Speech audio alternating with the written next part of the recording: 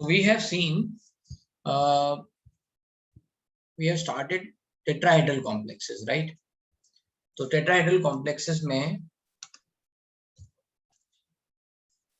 I have told you ये coordination compound, which lecture number I think 7 होगा,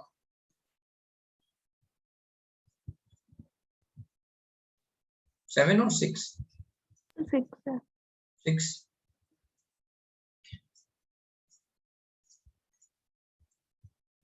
ठीक है, तो coordination compound में we have to see, let's say, crystal field theory CFT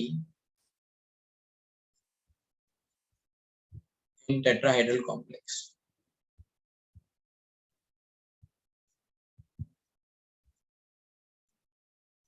So I have told you कि यहाँ पे जो splitting होगी, right,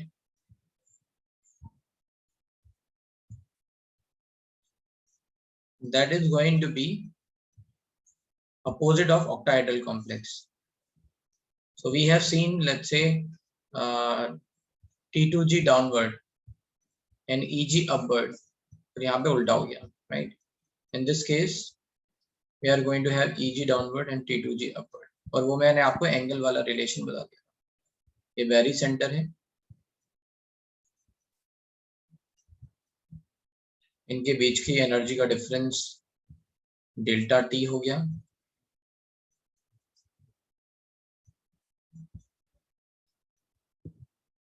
and this is going to be, let's say, minus 3/5 delta t. This is going to be plus 2/5 delta t.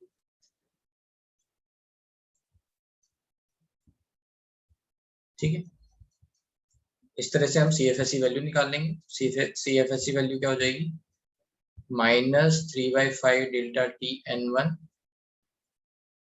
plus 2/5 delta t into n2, where n1 is number of electron in EG orbitals, and where n2 is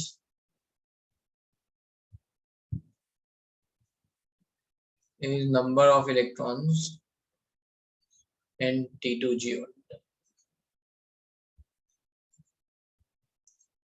ठीक है, ये CFSE value आ गई। अब बात आती है कि tetrahedral complex, favourable condition for tetrahedral complex कहाँ बनेंगी?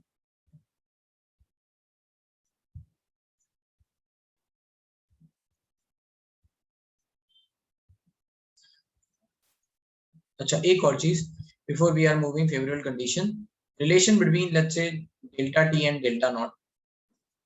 तो बोलते हैं कि जो डेल्टा टी है वो डेल्टा नॉट से कम आएगा। क्यों आएगा कम?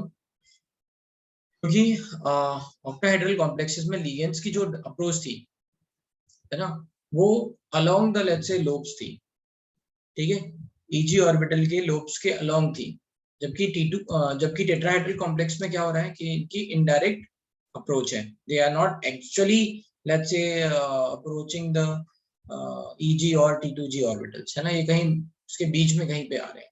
एक दूसरा, नंबर ऑफ लिगेंड्स कम है, यहाँ नंबर ऑफ लिगेंड्स कितने हैं, 4 हैं, वहां कितने थे, 6। तो इसलिए जो फैक्टर आता है वो क्या आता है, डेल्टा नॉट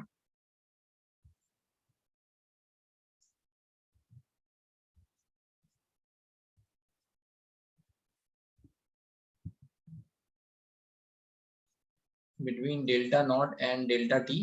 तो डेल्टा नॉट जो है वो क्या हो जाएगा, उल्टा, delta T is going to be 2/3 times into 2/3 times delta naught. So delta t is nothing but 4/9 of delta. ये 2/3 का फैक्टर आया, एक तो नंबर ऑफ लिगेंड्स के हिसाब से,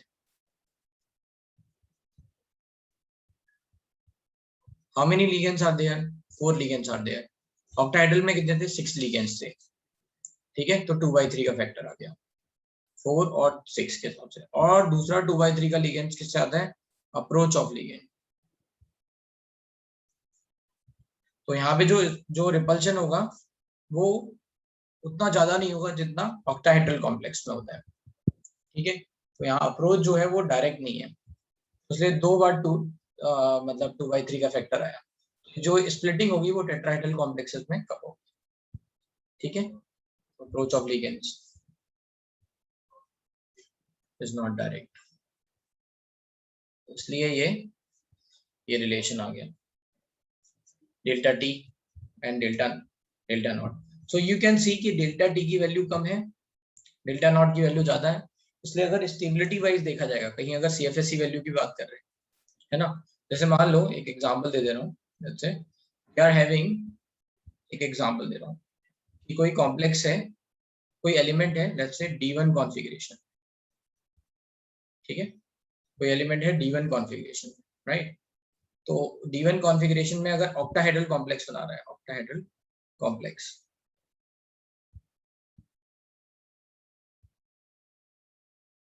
और अगर वो टेट्राहेड्रल कॉम्प्लेक्स बना रहा है, तो आपको याद रखना है सीएफएससी वैल्यू यहाँ क्या आई थी, right, you just have to remember like this. यहाँ 3 नीचे थे, 2 ऊपर थे, right. So we used to write -2/5 delta naught and this 3/5 delta naught. यहाँ पे क्या है, 2 नीचे हैं, 3 ऊपर हैं, और ये वेरी सेंटर हो गया, तो ये वैल्यू हो गई -3/5 delta T and +2/5 delta T, ठीक है। तो अगर मुझे D1 कॉन्फ़िगरेशन भरना पड़ेगा, तो यहाँ पे टेट्राहेड्रल कॉम्प्लेक्सेस के लिए वैल्यू क्या हो गई, -2/5 delta not N1 +3/5 delta not N2, और यहाँ पे क्या हो गया, लेट्स से -3/5 डेल्टा नॉट, यहाँ पे हो जाएगा N2 +2/5 डेल्टा नॉट N1। मैं ये मान के चल रहा हूँ कि N1 जो है वो EG और T2G ऑर्बिटल बता रहा है। वैसे तो आप कुछ भी मान लो, लेकिन जब दोनों कंपेयर कर रहे हैं तो फॉर्मूला लिख रहे हैं, इसलिए उल्टा लिखा है हुआ, ठीक है। इतनी बात समझ में आ रही है ना, यहाँ डेल्टा टी, यस हाँ डेल्टा टी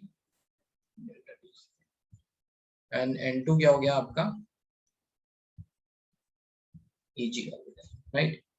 तो लेट्स से अगर मुझे D1 भरना है, तो D1 यहाँ कहाँ भरेगा, यहाँ पे भरेगा, यहाँ कहाँ भरेगा, यहाँ पे भरेगा। तो यहाँ पे फॉर्मूला, यहाँ पे जो CFSC की वैल्यू कितनी आ जाएगी, अगर मैं लिखूंगा D1 के लिए, तो CFSC की वैल्यू हो जाएगी -2/5 डेल्टा नॉट, और यहाँ पे कितनी हो जाएगी, -3/5 delta T, you can write -3/5 into 4/9 delta naught. So you can calculate this value as, अगर इसको सॉल्व करेंगे तो कितना हो जाएगा, -12/9 से कट कर देते हैं 3, तो ये हो जाएगा -4/15 डेल्टा नॉट, ठीक है। अब बताओ कौन ज्यादा है, ये तो हो गई -0.4, और ये कितनी हो गई माइनस, है ना, 0.4 डेल्टा नॉट माइनस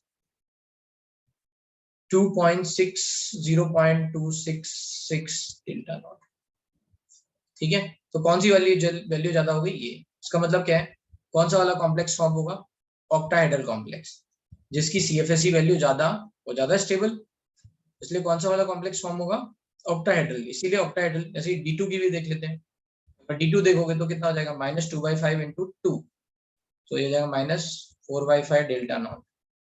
यहाँ पे कितना हो जाएगा, -3/5, तो -6/5 delta T, which is -6/5 4/9 delta not. अब इसको सॉल्व करेंगे तो कितना आ जाएगा, तो सॉल्व कर लो, 8/5 है ना, 8/5 8/15, सॉरी 8/15 डेल्टा माइनस, ये माइनस वैल्यूज हैं, ठीक है। हाँ बोलो धनी। सर, जो हमने कैलकुलेट किया उसमें नेगेटिव साइन क्या सिंबलाइज करता है? जितना ज्यादा नेगेटिव होगा उतना स्टेबल, मतलब एनर्जी रिलीज हो रही है ना। ओके सर, एनर्जी का समझा। थैंक यू तो सर। हाँ, तो यहाँ पे ये कितना आ जाएगा, माइनस, इसका जस्ट डबल हो गया ना, 0.533 आ गया। सो यू कैन सी कि एवरीवेयर ये कैलकुलेशन इसमें, है ना, जेडीली में दे रखी है, कहाँ दे रखी है, लेट्स सी, कहीं तो दे रखी है, एक मिनट,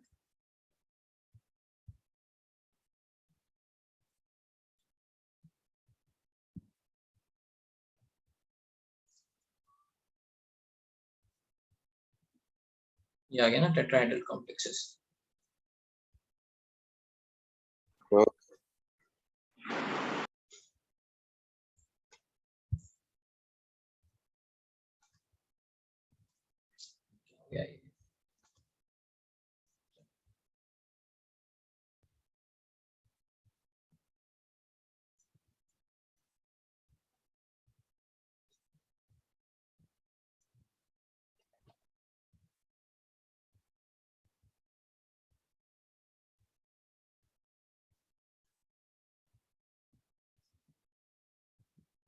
ठीक है, तो ये ऐसा वैल्यू दे रखी है। अगर टेट्राहेड्रल्स लेट्स से देखेंगे देन वी कैन राइट, ये आ गया टेट्राहेड्रल -0.24, ये आ गया -0.4, so which is going to form -0.4, फिर which is going to form -0.8, which is going to form -1.2, which is going to form -0.6. everywhere you can see कि ये जो वैल्यूज हैं ऑक्टाहेड्रल की ज्यादा हैं। तो अगर हमें ऑप्शन मिलेगा तो ऑक्टाहेड्रल कॉम्प्लेक्स बनेगा या टेट्राहेड्रल कॉम्प्लेक्स? Octahedral complex. तो फिर कहाँ चांसेस हैं टेट्राहेड्रल कॉम्प्लेक्स बनने के? जहाँ पे CFSE वैल्यू सेम आ रही है, 0, मतलब D5 कॉन्फ़िगरेशन, ठीक है, कहीं पे, राइट। फिर लेट्स से D10 कॉन्फ़िगरेशन कहाँ है? यहाँ पे D10 कॉन्फ़िगरेशन ये, या D0 कॉन्फ़िगरेशन कहीं पे होगा, तो वहां पे चांसेस ज्यादा है। या फिर एक आध जगह चांसेस यहाँ पे भी बन सकते हैं जहाँ पे बहुत ज्यादा डिफरेंस नहीं है ना, इलेक्ट्रॉन इसमें एनर्जी में थोड़ा बहुत ही डिफरेंस है, तो वहां बन सकते हैं। तो जो जनरली जो है ना टेट्राहेड्रल कॉम्प्लेक्स बनते हैं वो कहाँ बनते हैं? D0, D5, D10। तो D10 मतलब आता है Zn में, तो Zn2+ हमेशा क्या बनाता है? Tetrahedral complex. क्या बनाता है? Tetrahedral complex. Zn2+ का याद रखना है कि Zn2+ always forms tetrahedral complexes, ठीक है, ये याद रहेगा, Zn2+ D10 कॉन्फ़िगरेशन, ठीक है। तो ये याद रखना है ये बात, क्योंकि D10 में दोनों पॉसिबिलिटी है, बट Zn के साथ जो उसके नॉर्मल कंपाउंड बनते हैं जैसे Zn, कैडमियम, इन सबके वो जनरली क्या बनते हैं? टेट्राहेड्रल कॉम्प्लेक्सेस बनते हैं, उनमें स्क्वायर प्लेनर की बात नहीं आती है, ठीक है। और कोऑर्डिनेशन नंबर 6 होगा तो ऑक्टाहेड्रल, ठीक है। तो जनरली 4 कोऑर्डिनेशन नंबर दिखता है Zn में, जैसे आपने कोई कॉम्प्लेक्स देखा होगा, सोडियम जिंकेट देखा होगा, है ना, और उसका पानी में देखा होगा तो ऐसे देखा होगा Na2ZnOH4, ऐसे देखा होगा ना, या Cl4। so all these are going to be tetrahedral complex.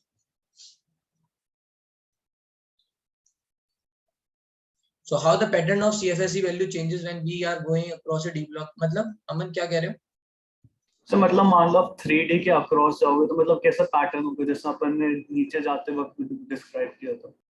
तो यहाँ पे क्या हो रहा है कि हम CFSE वैल्यू कंपेयर कर रहे हैं कि अगर टेट्राहेड्रल में होगा तो CFSE वैल्यू क्या आएगी और ऑक्टाहेड्रल में होगा तो क्या आएगी। इनफैक्ट इसमें तो इन्होंने वो स्ट्रॉन्ग लिगेंड और वीक लिगेंड वाला भी इंक्लूड कर लिया है कॉन्सेप्ट। तो स्ट्रॉन्ग और वीक लिगेंड में जो डिफरेंस आता है वो D4 से D7 तक आता है ना, पेयरिंग और उसका होने का। बाकी फिर D8 to D10 सेम रहता है और D0 to D3 सेम रहता है। तो इन्होंने ये भी दे रखा है। कुल मिला के मैं यहाँ ये डेटा मतलब हमें ये करना नहीं है ना, ये हर बार कैलकुलेट नहीं करते रहना है, just I am trying to tell you कि ये वैल्यूज कैसे आ रही हैं। इतनी बात समझ में आ गई? ये वैल्यू कैसे आ रही है ना, ये 2 वैल्यू हमने करके देखी है। दूसरा कौन सा मतलब फेवरेबल कंडीशन है, तो जिसकी CFSE वैल्यू ज्यादा नेगेटिव है that means more energy is going to release and that is going to be more stable. इतनी बात में कोई दिक्कत है? फिर बात आती है कि आउटसाइड चांस कहाँ पे है। तो ये तो एनर्जी लेवल पे ही हमने बोल दिया कि भाई यहाँ पे ज्यादा स्टेबल हो रहा है इसलिए ऑक्टाहेड्रल बनेंगे। तो एनर्जी लेवल पे चांस किस किस पे है? D0, D5 और D10 कॉन्फ़िगरेशन पे, जहाँ पे एनर्जी का है ना एनर्जी इक्वल आ रही है। तो ऑक्टाहेड्रल और टेट्राहेड्रल में एनर्जी इक्वल आ रही है, तो energy is not going to be a dominating factor कि भाई टेट्राहेड्रल मत बनाओ ऑक्टाहेड्रल बना दो, ऐसा, ठीक है। इतनी बात समझ में आ रही है? हाँ बोलो ध्वनि। Hello sir. सर मतलब हम पहले CFSE वैल्यू निकालेंगे एंड जो हमें लगता है कि बहुत स्टेबल है, मतलब ज्यादा नेगेटिव है और ज्यादा स्टेबल है, तो वो बनेगा, वो वाला कॉम्प्लेक्स बनेगा। लेकिन अभी जब ये 0 0 आ रहा है तो इसमें तो इक्वल आ रहा है ना, तो उस केस में इस केस में कोऑर्डिनेशन नंबर देख लेंगे। वैसे तो कोऑर्डिनेशन नंबर ही देखना है ना आपको मेनली। अगर 4 कोऑर्डिनेशन नंबर है तो टेट्राहेड्रल या स्क्वायर प्लेनर बन रहा होगा, 6 है तो ऑक्टाहेड्रल बन रहा होगा, ठीक है। तो आइडेंटिफिकेशन में प्रॉब्लम यहाँ पे नहीं होगी ऑक्टाहेड्रल और टेट्राहेड्रल में। यहाँ बात आ रही है लॉजिक की। मतलब जैसे मान लो क्रोमियम है, तो क्रोमियम कोऑर्डिनेशन नंबर 4 के कंपाउंड क्यों नहीं बना रहा है, ये क्वेश्चन नहीं आ रहा है कि अगर 4 होगा तो क्या होगा। क्वेश्चन ये है कि कोऑर्डिनेशन नंबर 4 के कंपाउंड ज्यादा क्यों नहीं बन रहा है क्रोमियम के लिए, है ना, 6 के क्यों ज्यादा बन रहे हैं, या टाइटेनियम के लिए 6 के ज्यादा क्यों बन रहे हैं, 4 के 4k क्यों नहीं बन रहा है, ये रीजन है। तो उसका एक्सप्लेनेशन ये है कि between tetrahedral and octahedral, octahedrals are more stable.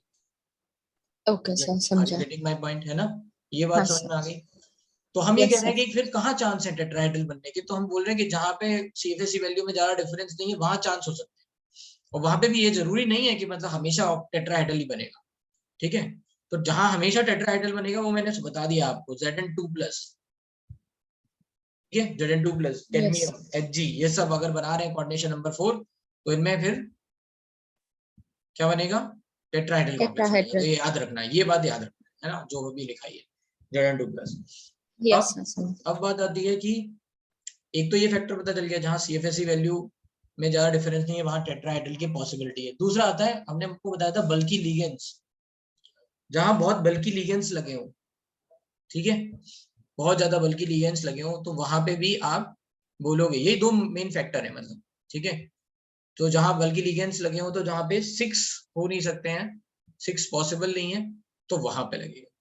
तो let's say we are going to say with chlorine bromine iodine, with chlorine bromine iodine, है ना, राइट, X- हेलोजेंस बल्कि होते हैं, और PPH3 भी बल्कि होता है। इन सब के साथ PPH3 बल्कि है। PPH3 कैसा दिखेगा, P फॉस्फोरस और इससे 3 बेंजीन रिंग लगी हुई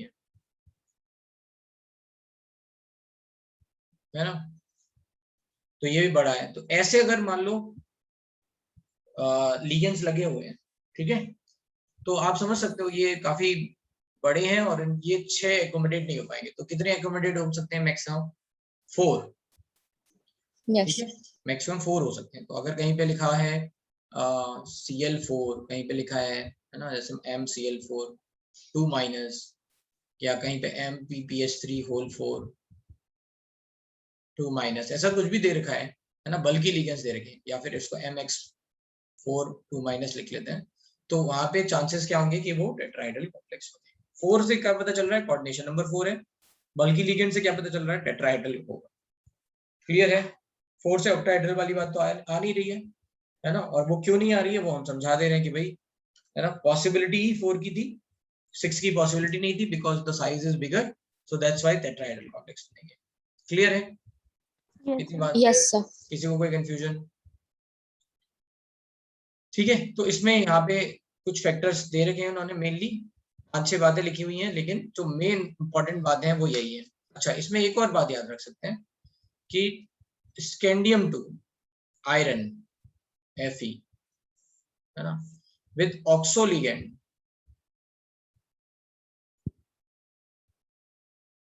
it is going to form sp3, है ना, ऑक्सो लिगेंड। तो इसमें सबसे इंपॉर्टेंट केस आता है MnO4- का, ठीक है, KMnO4, Mn का ऑक्सीजन है ना, KMnO4 which is going to break into K plus MnO4-,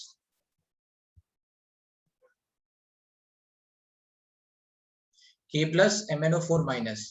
तो जो MnO4- है इसका हाइब्रिडेशन sp3 बताते हैं, ठीक है। तो scandium to iron with oxo ligand sp3 and cobalt to zinc with halide ion X-, है ना, sp3, ये याद और कर लेना है। तो जैसे अगर कहीं पे लिखा हुआ COCl4 2-, क्या हो जाएगा, sp3। NiCl4, ये वाला एग्जांपल हम पहले ही देख चुके हैं, NiCl4 2- sp3, CuCl4 2- sp3, ZnCl4 2- sp3, ये सब क्या है, sp3। और यहाँ पे अगर हम ये देख लें MnO4 FeO4, है ना, ऑक्सो लिगेंड, है ना, तो ये सब क्या हो जाएंगे, sp3। क्लियर है। तो यहाँ देख लेते हैं, ligands are large and bulky, could cause crowding in octahedral complex, तो इसलिए टेट्राहेड्रल बन रहा है, where the configuration is mainly D0, D5 and D10 configuration, ठीक है, तो वहां पे टेट्राहेड्रल बन रहा है। ये D2 और D7 इसलिए बोल रहे हैं क्योंकि यहाँ पे एनर्जी का डिफरेंस थोड़ा सा कम होता है, but that is not very important, important ये है, ये याद रख लो, विद ऑक्सो लिगेंड, ठीक है। when the ligands are weak field, the loss in CFSE, ये मतलब ये हम देख चुके हैं, लॉस इन CFSE जहाँ वैल्यू जहाँ कम होगा वहां पे हो जाएगा, ठीक है। फिर वही है, the central metal atom has low oxidation state, तो ये दोनों बातें वही कह रही हैं कि CFSE वैल्यू जहां जहां पे कम होगी वहां पे मैग्नीट्यूड डेल्टा कम हो जाएगा। फिर D0, D5, D10, in fact second, third, fourth, fifth, ये सब बातें एक ही कह रहे हैं, ठीक है। एंड 6 ऑल्सो, CFSE वैल्यू जहाँ पे स्मॉल है, कम है, वहां पे आपका टेट्राहेड्रल कॉम्प्लेक्स बनेगा। तो 3 बातें याद रखनी, लार्ज और बल्की लिगेंड मतलब हैलाइड PPS3 टाइप, राइट। दूसरा आपका D0 D10 and D5 configuration, and तीसरा scandium to iron with oxo ligand and cobalt to zinc with halide ligand, all these are going to form sp3 hybridise. Clear है इतनी बात? Sir ये 3 बातें अभी जो आपने शॉर्ट में रिपीट की है, फिर से रिपीट कर सकते हो प्लीज? हाँ लिख दो। फेवरेबल कंडीशन फॉर लिख लेते हैं। Favourable condition,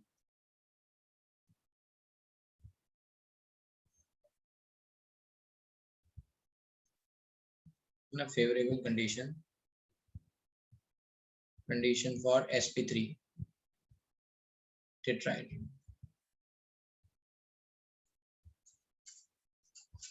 Ligands are bulky, है ना? तो that example, those ligands are example, you can say X minus, PPH3 type, etc. Second, loss of CFSE value small, तो कहाँ हो जाएगा D0, D5, D10, है ना? Zn2 plus forms tetrahedral complex.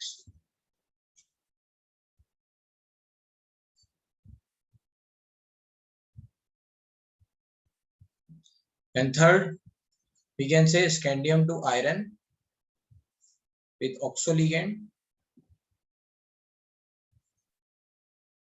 and cobalt to nickel, zinc with halide ligand.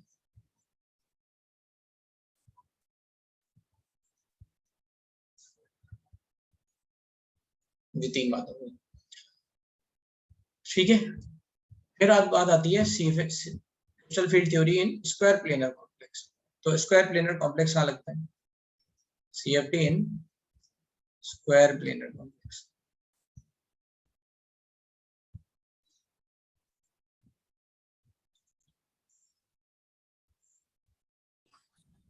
ठीक है, इसमें example यहाँ लिख सकते हैं ना, we can write let's say CrO4,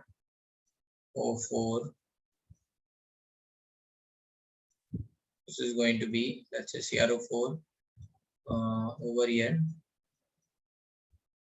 इस पे कितना आ जाएगा? +6 -8 -2 MnO4 माइनस, है ना, ऐसे FeO4 2 माइनस, ऐसे एटसेट्रा। यहाँ पे एग्जांपल लिख सकते हो COCl4 2 minus, nickel NiCl4 2 minus, CuCl4 2 minus and ZnCl4 2 minus. ये सब एग्जांपल और लिख सकते हो एटसेट्रा। ये सब क्या हो जाएंगे? sp3। हाँ सर ऊपर 1 मिनट स्क्रॉल करेंगे।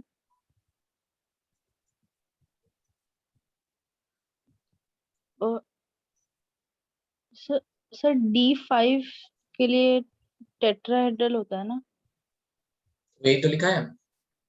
CFSE स्मॉल होगा तो D0 D5 और D10 कॉन्फ़िगरेशन में टेट्राहेड्रल बनेगा। यस, सॉरी सर, समझ।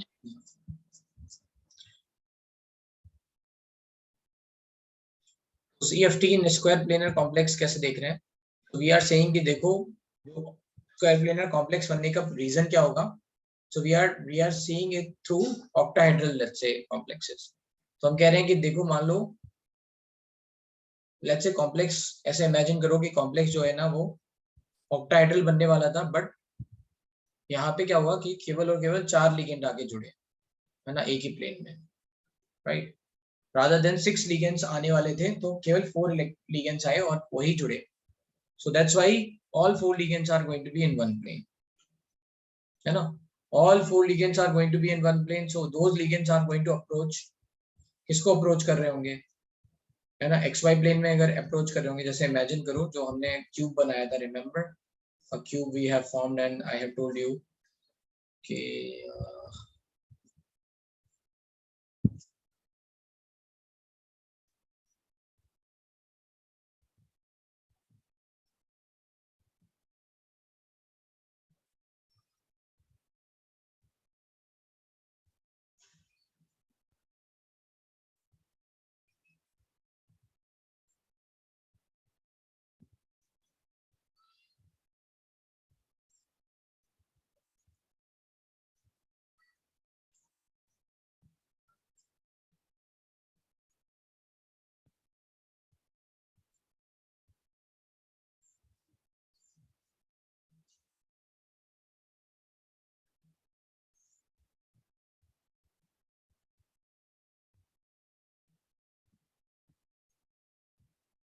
जैसे हम एक क्यूब बना ले रहे हैं इसे,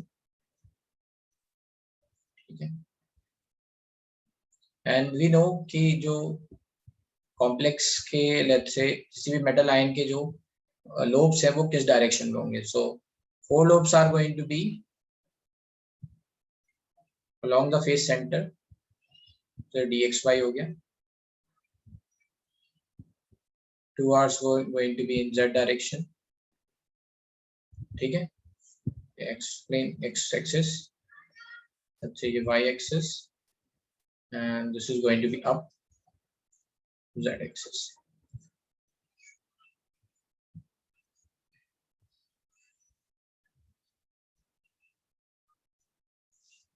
ठीक है, इधर बनाना चाहिए z एक्सिस, x y इसका क्रॉस z नीचे, ठीक है।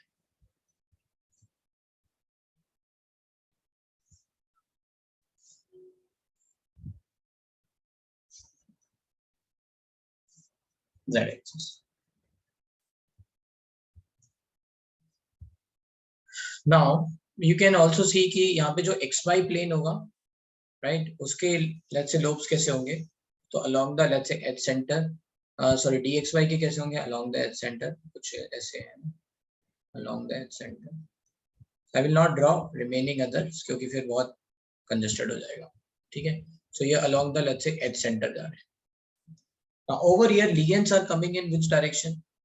Square planar complexes और ligands are approaching, है ना, ligands किसको approach कर रहे हैं, xy plane, है ना, xy plane। तो ligands are approaching in the same direction of dx square minus y square।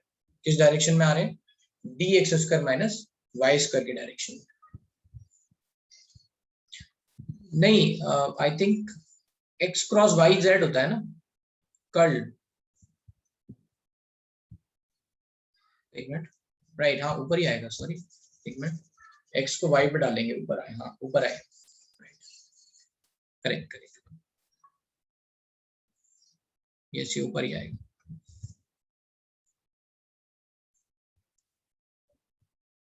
ठीक है ठीक है, ऊपर ही आएगा, ठीक है। तो जो लोग ये सोच रहे हो कि ये सर क्या कर रहे थे, तो ये x क्रॉस y z निकाल रहे थे, राइट, एनीवे। तो ये हो गया है ना। तो यहाँ पे जो d ऑर्बिटल्स हैं, जो स्क्वायर प्लेनर के लोब्स हैं, वो कहाँ आएंगे, सॉरी स्क्वायर प्लेनर के जो लिगेंड्स हैं, ligands are approaching d lobes of dx square minus y square।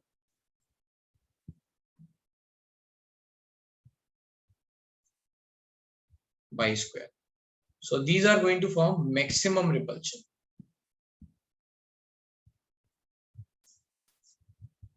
ठीक है, it's going to form maximum repulsion over here। जबकि dz स्क्वायर की तरफ तो कोई नहीं है, तो यहाँ पे रिपल्शन नहीं लगेगा। अब फिर देखते हैं और कहाँ रिपल्शन लगेगा। So ligands are approaching in this direction, तो इन से बनने वाला एंगल क्या हो गया, 45 डिग्री हो गया, है ना। इन लोग इससे बनने वाला जो वो होगा एंगल होगा, वो क्या हो जाएगा, 45 डिग्री हो जाएगा, because it is in same plane. तो dxy will also face more repulsion, तो dxy का भी यहाँ पे स्प्लिटिंग होगी। तो यहाँ पे होता क्या है, फर्दर स्प्लिटिंग टेक्स प्लेस। तो we are going to right, ये हो गया आइसोलेटेड मेटल एटम और ion. Then this is average, है ना। तो ये हो जाएगा आपका मेटल एटम और आयन इन स्फेरिकली सिमेट्रिक फील्ड।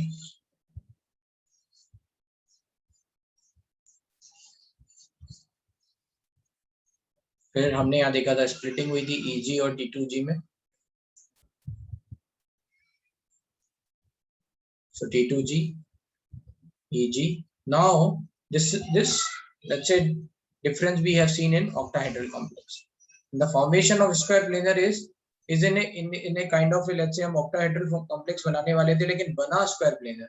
तो वो कैसे बना, तो हम we are explaining through octahedral complex के इसमें फिर से इसकी स्प्लिटिंग हो गई।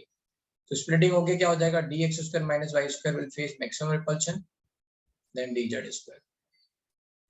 dz स्क्वायर तो सेम प्लेन में नहीं है, एंड इसी तरह से यहाँ पे सेम क्या हो जाएगा, dxy will face more repulsion,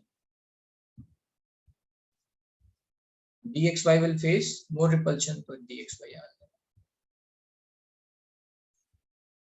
and dyz and equals to dzx। क्योंकि ये सेम प्लेन में इसलिए इसकी एनर्जी ज्यादा हुई। इनकी आपस में रिलेटिव पोजीशन डिपेंड करती है ना। कभी हो सकता है कि dz स्क्वायर इसके ऊपर हो, कभी हो सकता है dz स्क्वायर इसके भी नीचे हो, है ना, या फिर यहाँ पे हो। So here this is only on the basis of how much splitting has taken place, या किस तरह के लिगेंड्स हैं जिनके कारण यहाँ पे स्प्लिटिंग हुई है, ठीक है। बट आपको यहाँ याद क्या रखना है, dx square minus y square की एनर्जी सबसे ज्यादा होगी, और इस एनर्जी डिफरेंस को बोलते हैं डेल्टा एसपी स्क्वायर प्लेनर, है ना। डेल्टा नॉट का इसको क्या बोलते हैं, डेल्टा एसपी। तो जो डेल्टा एसपी है जो अप्रोक्सीमेटली 1.3 टाइम्स डेल्टा नॉट, ठीक है। तो यहाँ जो स्प्लिटिंग हुई है उसके कारण जो स्प्लिटिंग एनर्जी आ रही है वो कुछ ऐसे रही। तो अब बात आती है जैसे ये कहाँ पे मतलब शो होते हैं, where these let's say orbitals are going to be, where these type of complexes are going to form। हाँ बोलो सुशील। सर मुझे एक डाउट था कि हम जो CFSE वैल्यू निकाल रहे वो डेल्टा के बेसिस पे निकाल रहे हैं ना, पर आइसोलेटेड से जब स्पेरिकली सिमेट्रिक में आ रहा है तो उसका डिफरेंस नहीं मैटर करेगा क्या?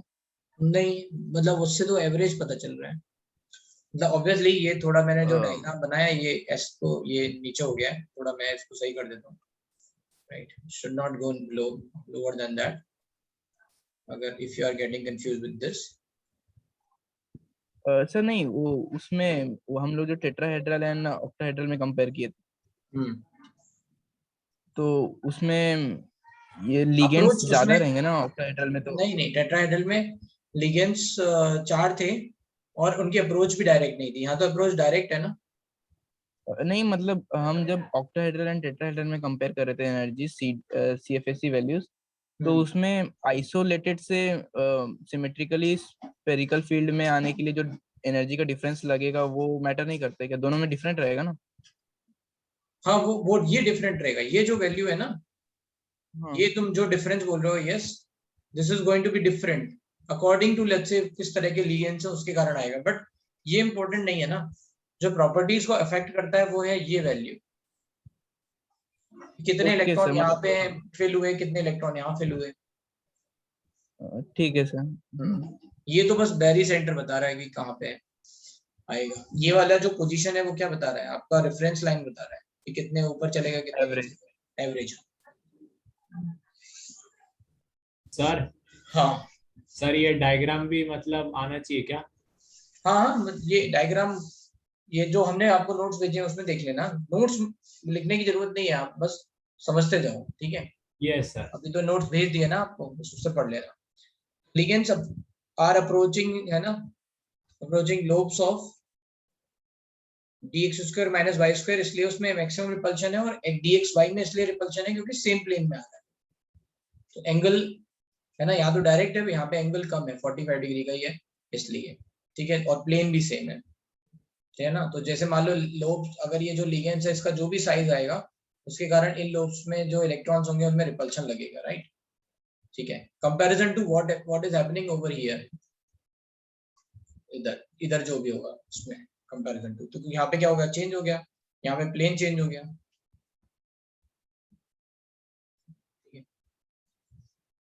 सेम प्लेन नहीं रहा, तो बस सेम प्लेन होने के कारण थोड़ा ज्यादा रिपल्शन लगता है, तो इनकी फर्दर स्प्लिटिंग हो जाती है, राइट, लाइक दिस। तो यहाँ पे जो बात याद रखनी है वो ये है DSP sorry delta SP that is 1.3 delta not.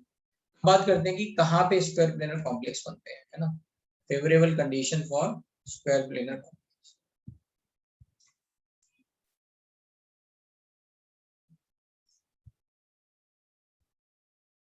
favorable condition for square planar complex, क्योंकि अपने एनसीईआरटी में नहीं दे रखा है वो, ठीक है, स्क्वायर प्लेनर कॉम्प्लेक्स का।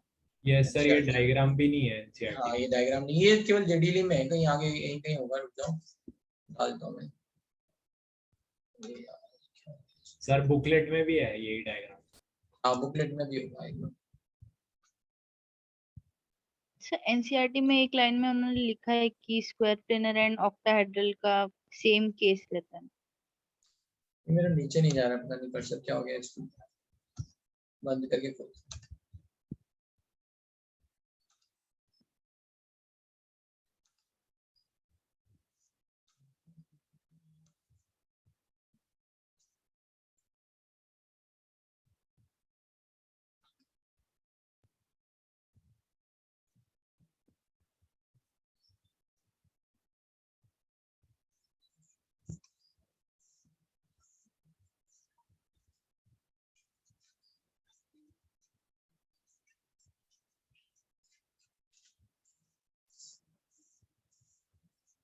नहीं उससे पहले ही होगा आई थिंक, ये तो हो गया टेट्राहेड्रल, टेट्राहेड्रल से पहले दे रखा स्क्वायर प्लेनर का।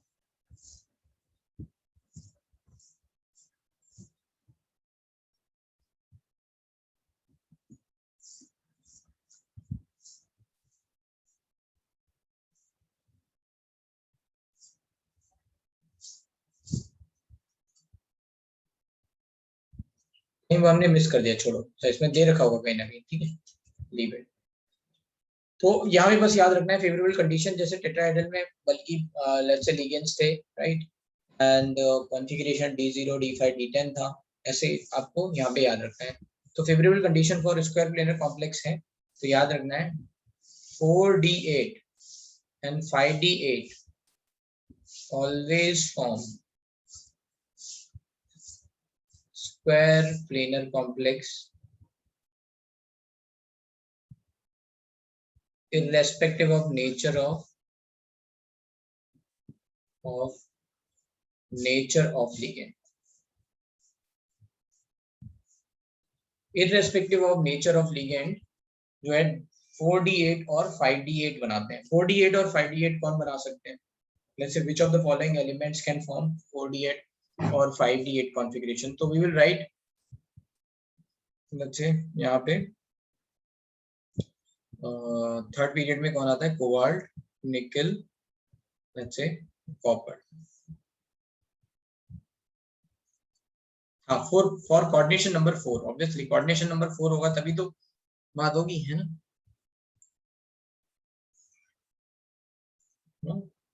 तो ये तो बाय डिफॉल्ट क्लियर है ना, कोऑर्डिनेशन नंबर 4 की बात हो रही है। The confusion is between tetrahedral complex और स्क्वायर प्लेनर, है ना, कब कब बनेगा? तो कोबाल्ट, निकल, कॉपर, फिर कोबाल्ट के नीचे क्या आता है?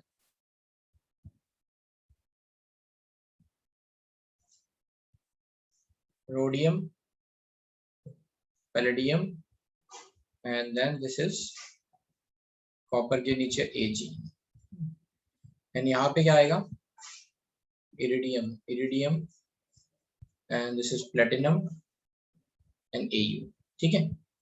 इनका इलेक्ट्रॉनिक कॉन्फ़िगरेशन क्या है? Let's say if we are going to talk about this, n-1 D7 NS2 n-1 D8 NS2 and ND10 NS1, ये कॉन्फ़िगरेशन है इनका इलेक्ट्रॉनिक कॉन्फ़िगरेशन।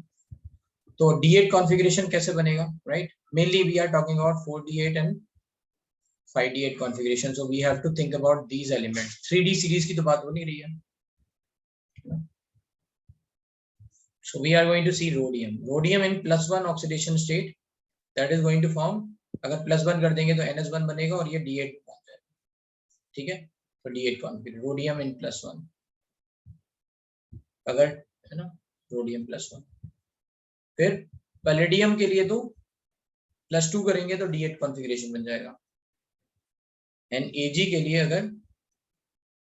लिए अगर +3 कॉन्फ़िगरेशन करेंगे, जनरली Ag में +3 दिखता नहीं है, बट लेट्स से कहीं दिख रहा है ना, तो फिर वो क्या होगा? स्क्वायर प्लेनर कॉम्प्लेक्स होगा। Ag का जनरली क्या है? +1, ऐसे इरिडियम +1, प्लेटिनम +2 and AU+3। इनमें सबसे कॉमन कौन से एलिमेंट्स हैं? These two।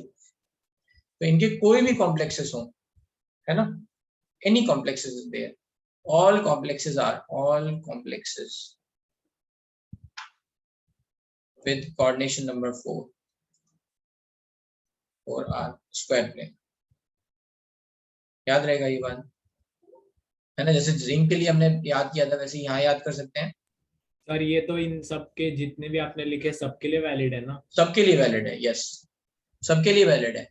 बट यहाँ पे, है ना, यहाँ पे जो आपको सबसे ज्यादा कॉम्प्लेक्सेस देखने को मिलेंगे वो है these two। अब ये वाला एक कॉम्प्लेक्स आपने देखा होगा कहाँ, किसी को याद आ रहा है? रोडियम हमने कहाँ देखा है?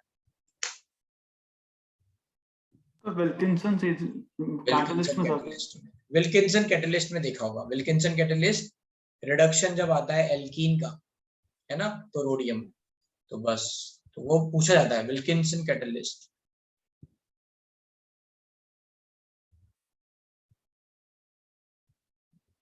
विल्किंसन कैटलिस्ट बताया RH(PPH3 whole thrice Cl) where rhodium is in +1 oxidation state, that is square planar। अगर ये स्क्वायर प्लेनर कॉम्प्लेक्स है तो D8 कॉन्फ़िगरेशन आ गया, तो बताओ पैरामैग्नेटिक होगा, डायमैग्नेटिक होगा, क्या होगा? पैरामैग्नेटिक होगा, डायमैग्नेटिक। D8 कॉन्फ़िगरेशन आया, तो D8 बढ़ते कैसे हैं? लेट्स से we'll think about this also। D8 configuration square planar में कैसे बढ़ता है, right? So we have seen this part, ये 5 लेट्स से हैं, this is going to further split into T2G and EG, फिर इनकी फर्दर स्प्लिटिंग होगी।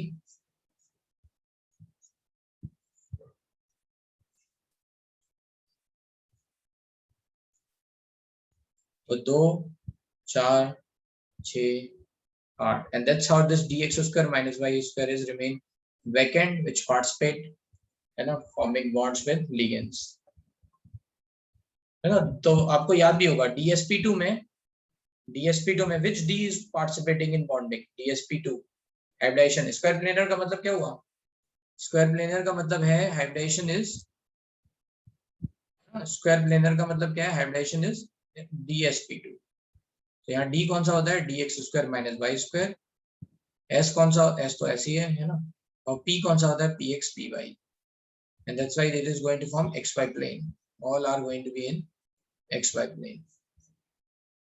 ठीक है, याद रहेगा ये।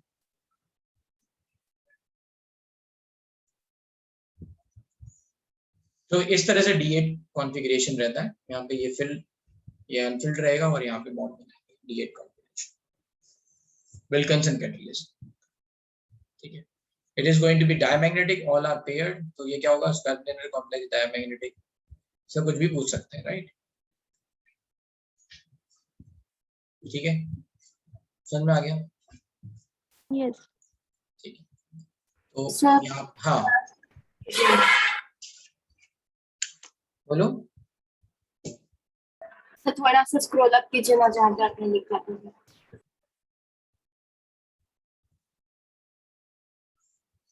तो ये तो हो गए 4D8 एंड 5D8 के लिए।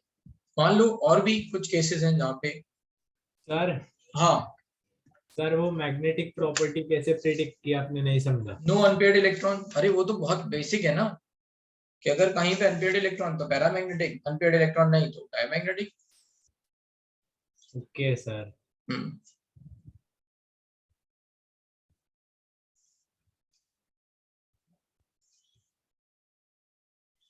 अब इसमें एक एक्सेप्शन है,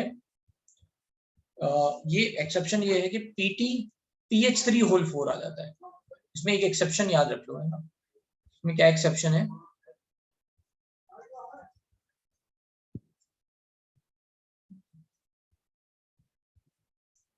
अगर जैसे प्लेटिनम के साथ PPH3 होल थ्राइस Cl दे रखा है, ऐसा कुछ भी दे रखा है ना, राइट, ओवर हियर, और ये माइनस है लेट्स से PPH3, राइट, ये ऐसा कुछ कॉम्प्लेक्स दे रखा है,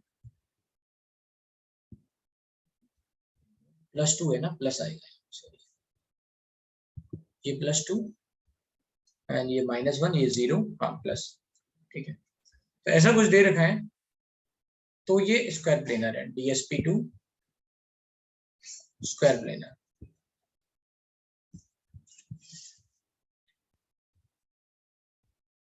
तो मतलब अगर कहीं पे 2 लगे होंगे तो स्क्वायर प्लेनर होना ही है, तो ठीक है। बट एक्सेप्शन क्या है, एक्सेप्शन ये है PTP PH3 होल 4 दे रखा है, मतलब चारों के चारों यही दे रखे हैं, है ना, 2+, then it is sp3 tetrahedral।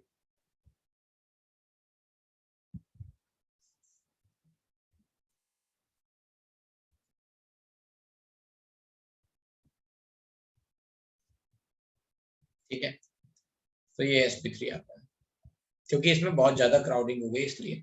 तो प्लेटिनम का यही एक्सेप्शन है ये, कि जहां पे ये आपको टेट्राहेड्रल दिख जाएगा।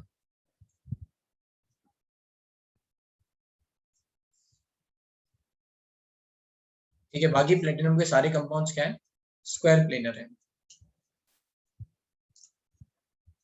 हेलो सर, हाँ, मैं जो आपने मैग्नेटिज्म वाला पार्ट अभी बताया ना, सो इसमें सिर्फ पैरा और डायमैग्नेटिक प्रॉपर्टी ही दिखाएंगे ये सारे कंपाउंड्स?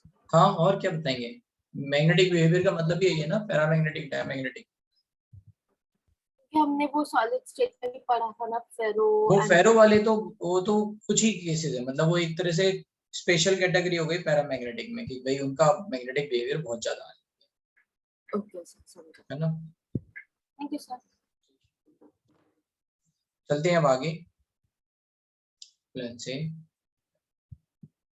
स्क्वायर कॉम्प्लेक्स में, हाँ ये बात याद रखनी थी कि इसके अलावा, तो अब यहाँ पे और दूसरा नोट लिख देते हैं, D8 configuration, 3D8 configuration, 3D8 and 3D9 configuration with strong ligand. D9 भी दिखा सकता है, strong ligand shows DSP2 configuration. तो आपने देखा था NiCN होल 4 2- वॉल्स, है ना, ये NiCN होल 4 2- क्या था, DSP2 स्क्वायर प्लेनर कॉम्प्लेक्स था। इसी तरह से CuCN होल 4 2- DSP2 होता है। अब बात आती है कि D9 कॉन्फ़िगरेशन कैसे स्क्वायर प्लेनर बन रहा है ना, D9 कैसे बन रहा है स्क्वायर प्लेनर कॉम्प्लेक्स। तो D9 का मतलब क्या हुआ, है ना, जैसे यहाँ पे 3D9 आया, तो D9 जैसे Cu2+ is nothing but Ar 3D9 4S0 4P0, D9 ऐसा हो गया। तो एक्चुअली में होना तो ये चाहिए था कि D9 कॉन्फ़िगरेशन है तो D तो यहाँ फिल्ड है, तो कॉन्फ़िगरेशन में sp3 होना चाहिए था। ठीक है, क्या होना चाहिए था, sp3 कॉन्फ़िगरेशन होना चाहिए था, क्योंकि D9 कॉन्फ़िगरेशन भर गया। लेकिन हम यहाँ क्या बोलते हैं, तो ये बात बैलेंस बॉन्ड थ्योरी नहीं समझा पाई थी कि ये स्क्वायर प्लेनर कॉम्प्लेक्स क्यों है, राइट। D9 कॉन्फ़िगरेशन जब है तो ये तो D भर गया ना, तो फिर यहाँ S और P ही खाली है, तो क्या होगा, S और P should let's say participate in bonding, तो sp3 कॉम्प्लेक्स बनना चाहिए था। तो ये स्क्वायर प्लेनर कैसे समझाया गया, तो उसमें बोला ये क्या कि यहाँ पे स्प्लिटिंग होने के कारण, है ना, स्ट्रॉन्ग लिगेंड में, स्ट्रॉन्ग लिगेंड के साथ स्प्लिटिंग होने के कारण, है ना, ये जो डेल्टा है के होने के कारण ये dx² - y² की एनर्जी बहुत ज्यादा बढ़ गई, एंड इसकी एनर्जी किसके कंपेरेबल हो गई, 4p के। तो ये इलेक्ट्रॉन जो है वो यहाँ से कहाँ शिफ्ट हो गया, यहाँ पे, इनकी energy approximately close to each other होगी, तो ये इलेक्ट्रॉन जो है वो शिफ्ट हो गया, यहाँ पहुंच गए, जंप एक तरह से। अब क्या बचा, ऐसा बचा, है ना, मजेदार खतरनाक कुछ कुछ बातें हैं, तो ये याद रखना पड़ेगा। तो अब ये DSP2 इस तरह से, तो जब कॉपर 2+ के स्ट्रॉन्ग लिगेंड के साथ कॉम्प्लेक्सेस आएंगे ऐसे ऐसा, तो उनको DSP2, ठीक है, तो याद रखना है D8 D9 configuration with strong ligand, याद रहेगा। चलें आगे। हाँ, यस सर।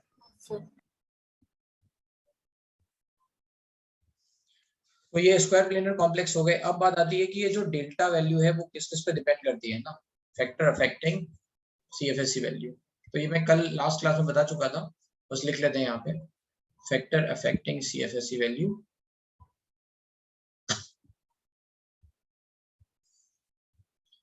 फर्स्ट है, we can say type of complex form.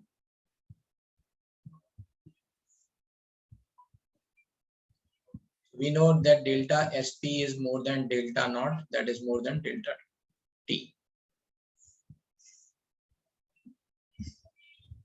Second, charge on metal ion, charge on metal ion. तो M2 प्लस और M3 प्लस में किसकी ज्यादा CFSE वैल्यू होगी? M3 प्लस, मतलब किसके ज्यादा लिगेंड्स स्ट्रांग हो सकते हैं? M3 प्लस के। जिसपे ज्यादा चार्ज, उसके लिगेंड्स और उसके कॉम्प्लेक्सेस जो है, लिगेंड्स कह रहा हूँ, उसके कॉम्प्लेक्सेस जो है ज्यादा स्टेबल हो सकते हैं। ठीक है, ज्यादा positive charge, then it is going to be more charge on metal ion. Third, nature of ligand and position of, let's say, metal ion, position of metal. तो 3D, 4D एंड 5D है ना। Down the group जैसे जैसे जा रहे हैं, Z effective बढ़ रहा है, स्टेबिलिटी ऑफ कॉम्प्लेक्सेस बढ़ रही है, position of metal. And fourth, nature of ligand, that is weak ligand and strong ligand. तो स्ट्रॉन्ग लिगेंड भी लगाते हैं।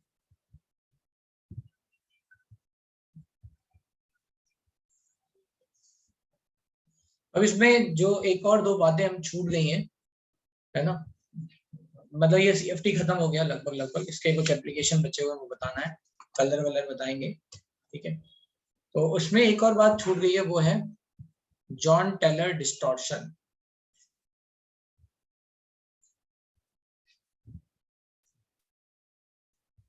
जो हाँ, स्क्वायर प्लेनर कॉम्प्लेक्स में मेटल के कारण तो अनपेयर्ड इलेक्ट्रॉन नहीं आएगा। यस, D8 कॉन्फ़िगरेशन है, D9 हो सकता है ना, D9 पैरामैग्नेटिक हो सकता है ना, D9 सुशील। तो हाँ सर, वही बोलो। हाँ, तो ऐसे जनरल स्टेटमेंट थोड़ा खतरनाक हो जाता है, तो बहुत सोचना पड़ जाता है उसके लिए। तो अभी हम क्या बात कर रहे थे, जॉन टेलर डिस्टॉर्शन क्या होता है। अब ये क्या चीज है, राइट, व्हाट इज दिस। तो इसमें बोलते ये हैं कि जब हम ऑक्टाहेड्रल कॉम्प्लेक्सेस की बात करें, राइट, तो इन ऑक्टाहेड्रल कॉम्प्लेक्सेस जो हमारी ज्योमेट्री है वो कैसी है, हमने आपको बताया है, राइट, सारी all positions are same, right, all positions are same, ligand ligand ligand ligand ligand and ligand, all positions are same. So एक तरह से ये एक आपका ऑक्टाहेड्रन बन गया।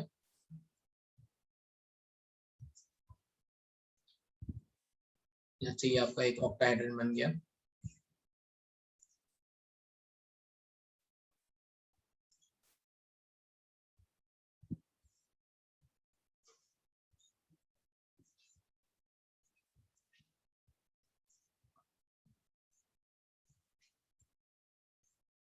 ठीक है, और यहाँ सारी पोजीशन सेम है।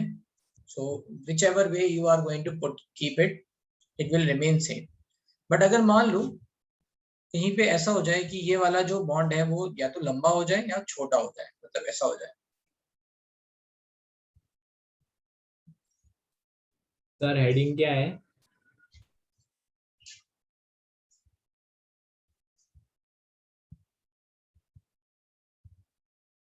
In octahedral complex.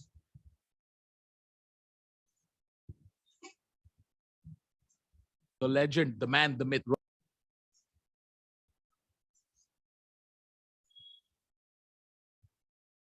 ये रियल वाला आयुष है या कोई और है? भाई रियल वाले आयुष हो तुम, कोई और हो?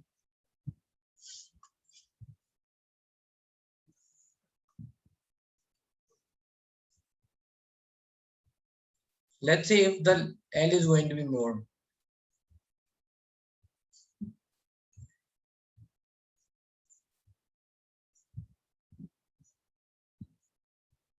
अब यहाँ पे क्या होगा, let's say if we are going to make, then it is going to called elongation। ये बड़ा हो गया ना, इसके कंपैरिजन में, right? So it is going to be elongation, या फिर शॉर्ट हो जाए,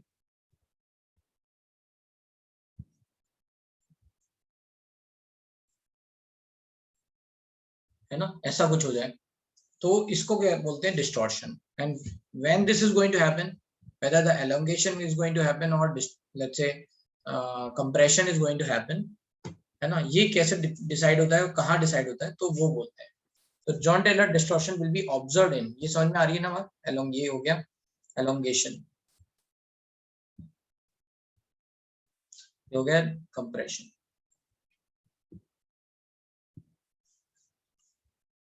ये कहाँ पे हो रहा है? Let's say, so this is observed इन,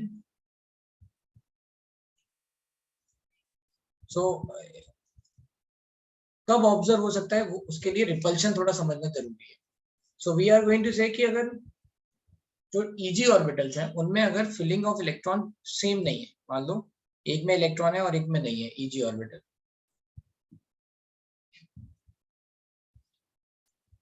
ऐसा कुछ है, तो एक में इलेक्ट्रॉन है तो रिपल्शन ज्यादा लगेगा और दूसरे में रिपल्शन नहीं लगेगा. ठीक है, तो ऐसे केसेस में क्या होगा? What will happen? रिपल्शन बराबर नहीं लगेगा तो फिर ऐसा डिस्टॉर्शन आ सकता है. तो कहाँ दिखेगा?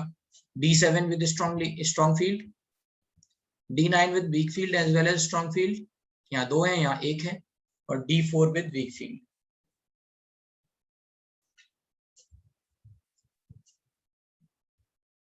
है ना, D4 मतलब एक ही इलेक्ट्रॉन है, यहाँ नहीं है.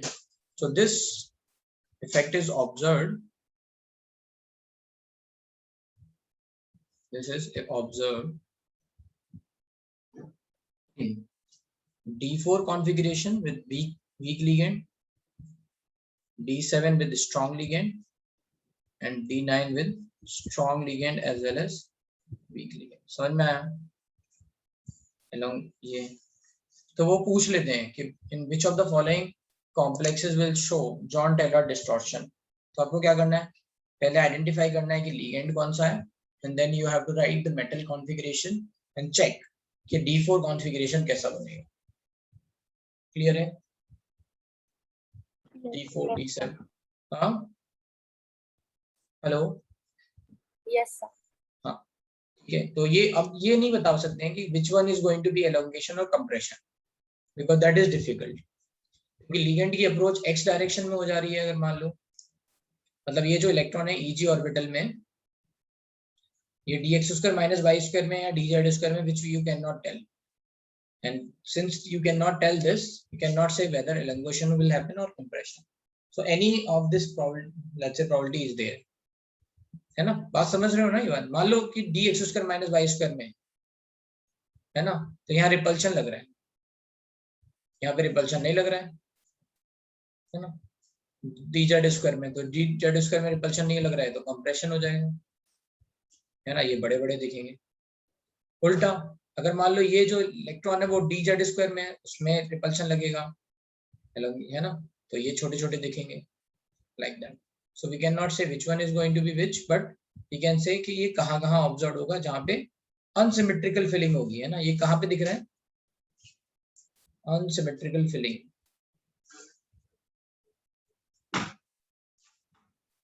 फिलिंग ऑफ ईजी ऑर्बिटल्स, है ना. तो ये ऐसा होता है.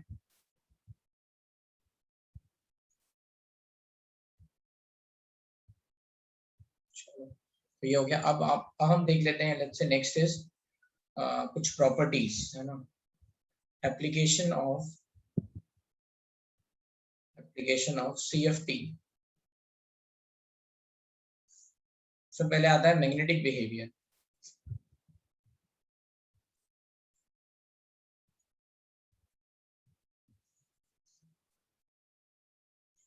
So magnetic behavior actually में is nothing but कि whether it is going to be paramagnetic or diamagnetic and how we are going to measure it, है ना.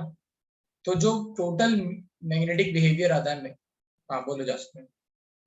सर एक्चुअली वो D9 वाला जो केस है हम्म, सर, उसमें मतलब ऐसा जो D9 कॉन्फ़िगरेशन है उसके साथ, मतलब अगर दोनों भी होगा, जैसे मतलब थोड़ा स्ट्रॉन्ग लिगेंड है और थोड़ा वीक लिगेंड है। हाँ मतलब कुछ कोई भी लिगेंड हो, D9 तो ऐसे ही भरेगा ना। Yes sir. भाई D4 में पॉसिबिलिटी है कि भाई ऐसा भर सकता है, अगर ऐसा भरा तो यहाँ पे कोई अनसिमेट्री नहीं है ना। Yes sir. स्ट्रॉन्ग लिगेंड के साथ तो डिस्टॉर्शन होगा नहीं, ऐसे ही है ना। ऐसे ही लेट्स से D7 भर दिया हमने,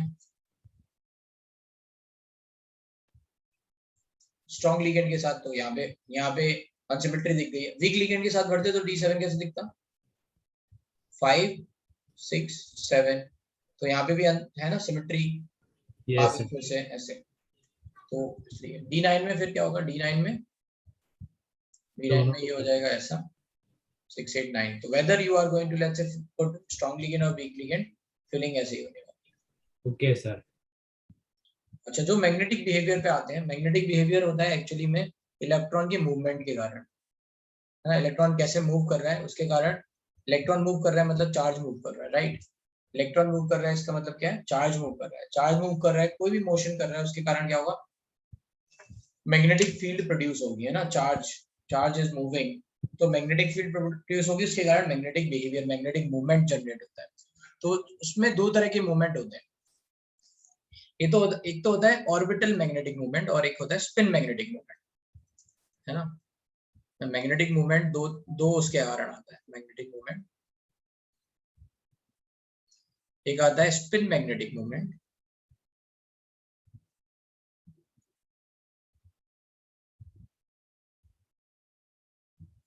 एंड एक आता है ऑर्बिटल मैग्नेटिक मूवमेंट।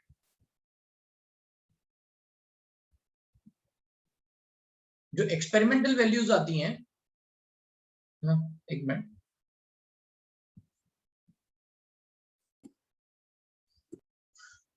तो जो एक्सपेरिमेंटल वैल्यूज आती हैं वो स्पिन मैग्नेटिक मूवमेंट के काफी क्लोज आती हैं।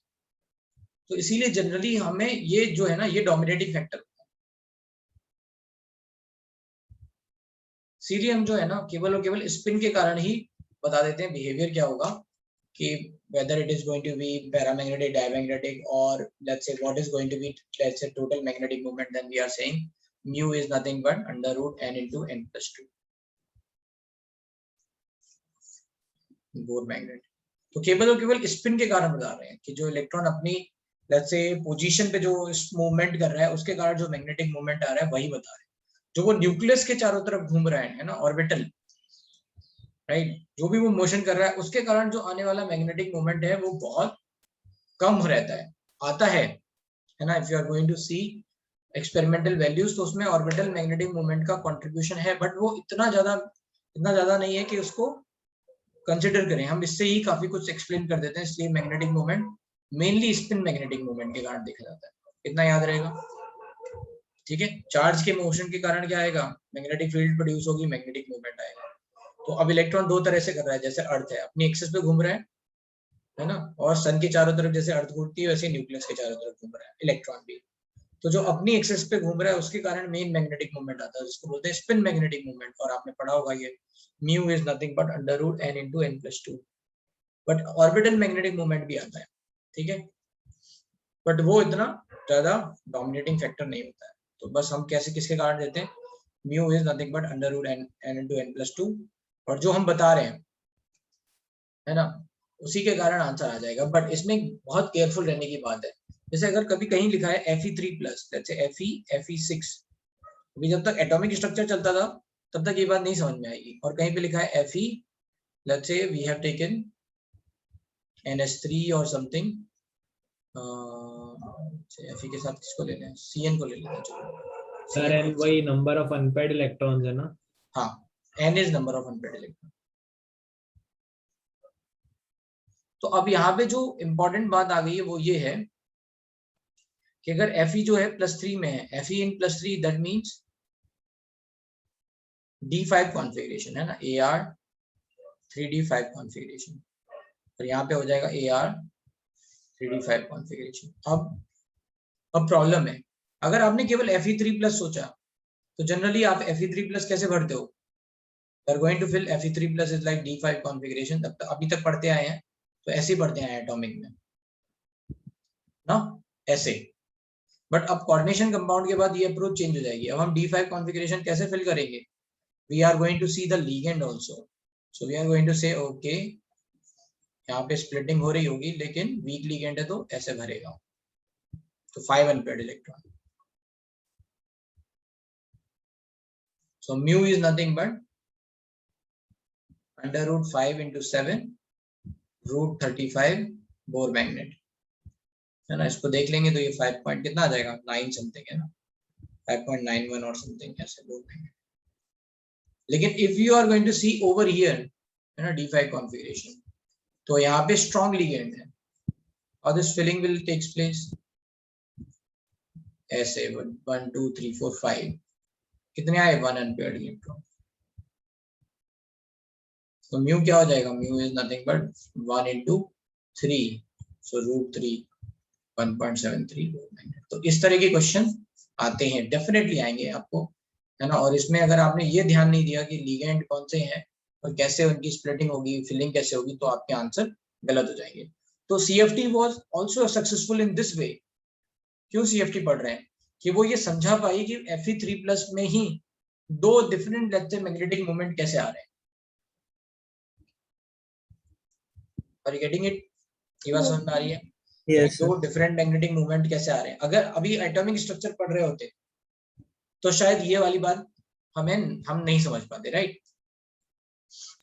तब तो हम केवल यही बोल रहे होते 5 के 5 अनपेयर्ड इलेक्ट्रॉन होंगे। तो वही है, आपको यहाँ पे ध्यान भी देखना है कि कौन सा है लेट्स से यहाँ पे कॉम्प्लेक्स, कौन सा लिगेंड है और इसके कारण फिर क्या कैसे मतलब पेयरिंग होगी, क्या होगा। सो ओके, तो ये हो गया मैग्नेटिक मोमेंट। फिर आती बात इसमें बिहेवियर कलर की। कलर जो है ना वो थोड़ा सा ट्रिकी है। कलर जो है वो मैं पढ़ा चुका हूं वैसे एक बार, तो आपको याद रखना है ये कैसे पाई चार्ट, जो कि आपको कुछ आइडिया दे दे, है ना। Violet, indigo, blue, green, yellow, orange, red, है ना। Colour observe is complementary color of color absorbed। observed मतलब दिख रहा है, we can see। absorbed which is absorbed by let's say any complexes or any solution, है ना, जिसके कारण। तो कोई सॉल्यूशन है ना। अच्छा, ये कलर एब्जॉर्ब किसके कारण आता है, DD ट्रांजिशन। तो जैसे कोई सॉल्यूशन है, उसमें कोई कॉम्प्लेक्सेस पड़ा हुआ है, आपने ये लाइट डाली, राइट। इस लाइट के डालने के कारण इसमें कुछ लाइट एब्जॉर्ब हो गई, है ना, कुछ लाइट इसमें एब्जॉर्ब हो गई और बाकी सारी लाइट जो है रिफ्लेक्ट हो गई, है ना, एब्जॉर्ब हो गया, लेट्स से रिफ्लेक्ट हो गई। तो जो पर्सन देख रहा है सो वो कौन सा कलर दिखेगा, तो लैम्डा एब्जॉर्ब, है ना, लैम्डा एब्जॉर्ब जो होगा उसके अपोजिट आपको ऑब्जर्व दिखेगा, ठीक है, उसका कॉम्प्लीमेंट्री कलर। तो कॉम्प्लीमेंट्री कलर कैसे दिखा देखते हैं, let's say we will talk about this. तो आपको क्या करना है, हमेशा एक मिनट, ये थोड़ा ट्रिकी पार्ट है तो इसको ध्यान से देख लेना और नहीं समझ में आए तो पूछ लेना। तो अब हम पहले समझते हैं कि आपको पता है delta energy is inversely proportional to lambda, है ना, लैम्डा एब्जॉर्ब। हम केवल लैम्डा से बात करेंगे, ठीक है। Energy is inversely proportional to lambda absorb. और ये एनर्जी क्या है, स्प्लिटिंग एनर्जी।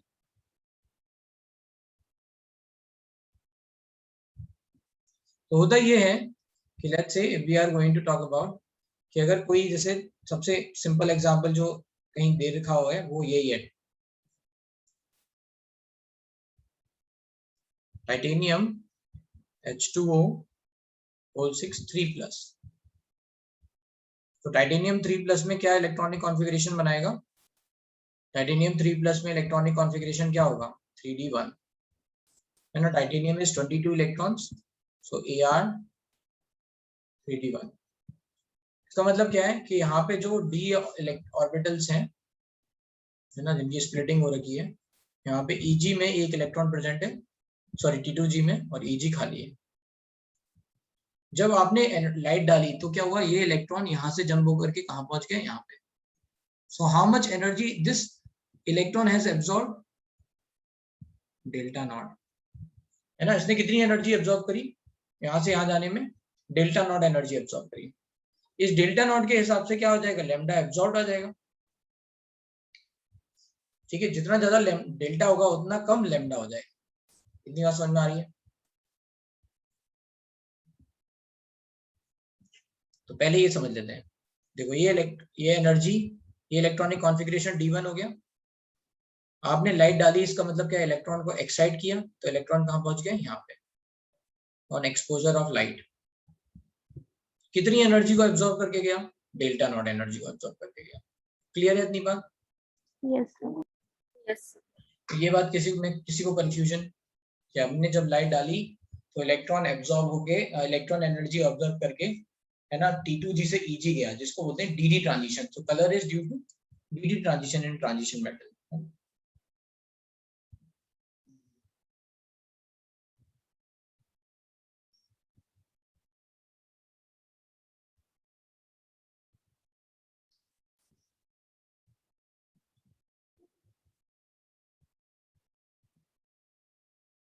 ठीक है, due to DD transition in transition metal. तो इलेक्ट्रॉन जंप हो गया, यहाँ से यहाँ पहुंच गए. कितनी एनर्जी को एब्सॉर्ब करके गया, delta not.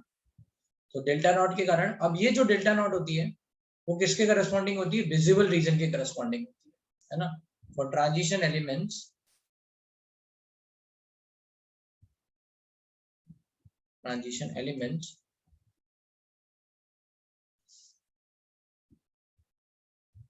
for transition elements, splitting energy is energy,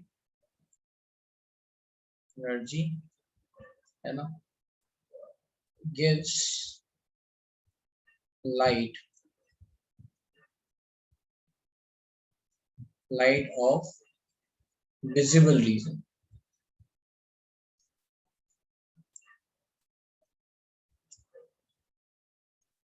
Hence complexes are colored.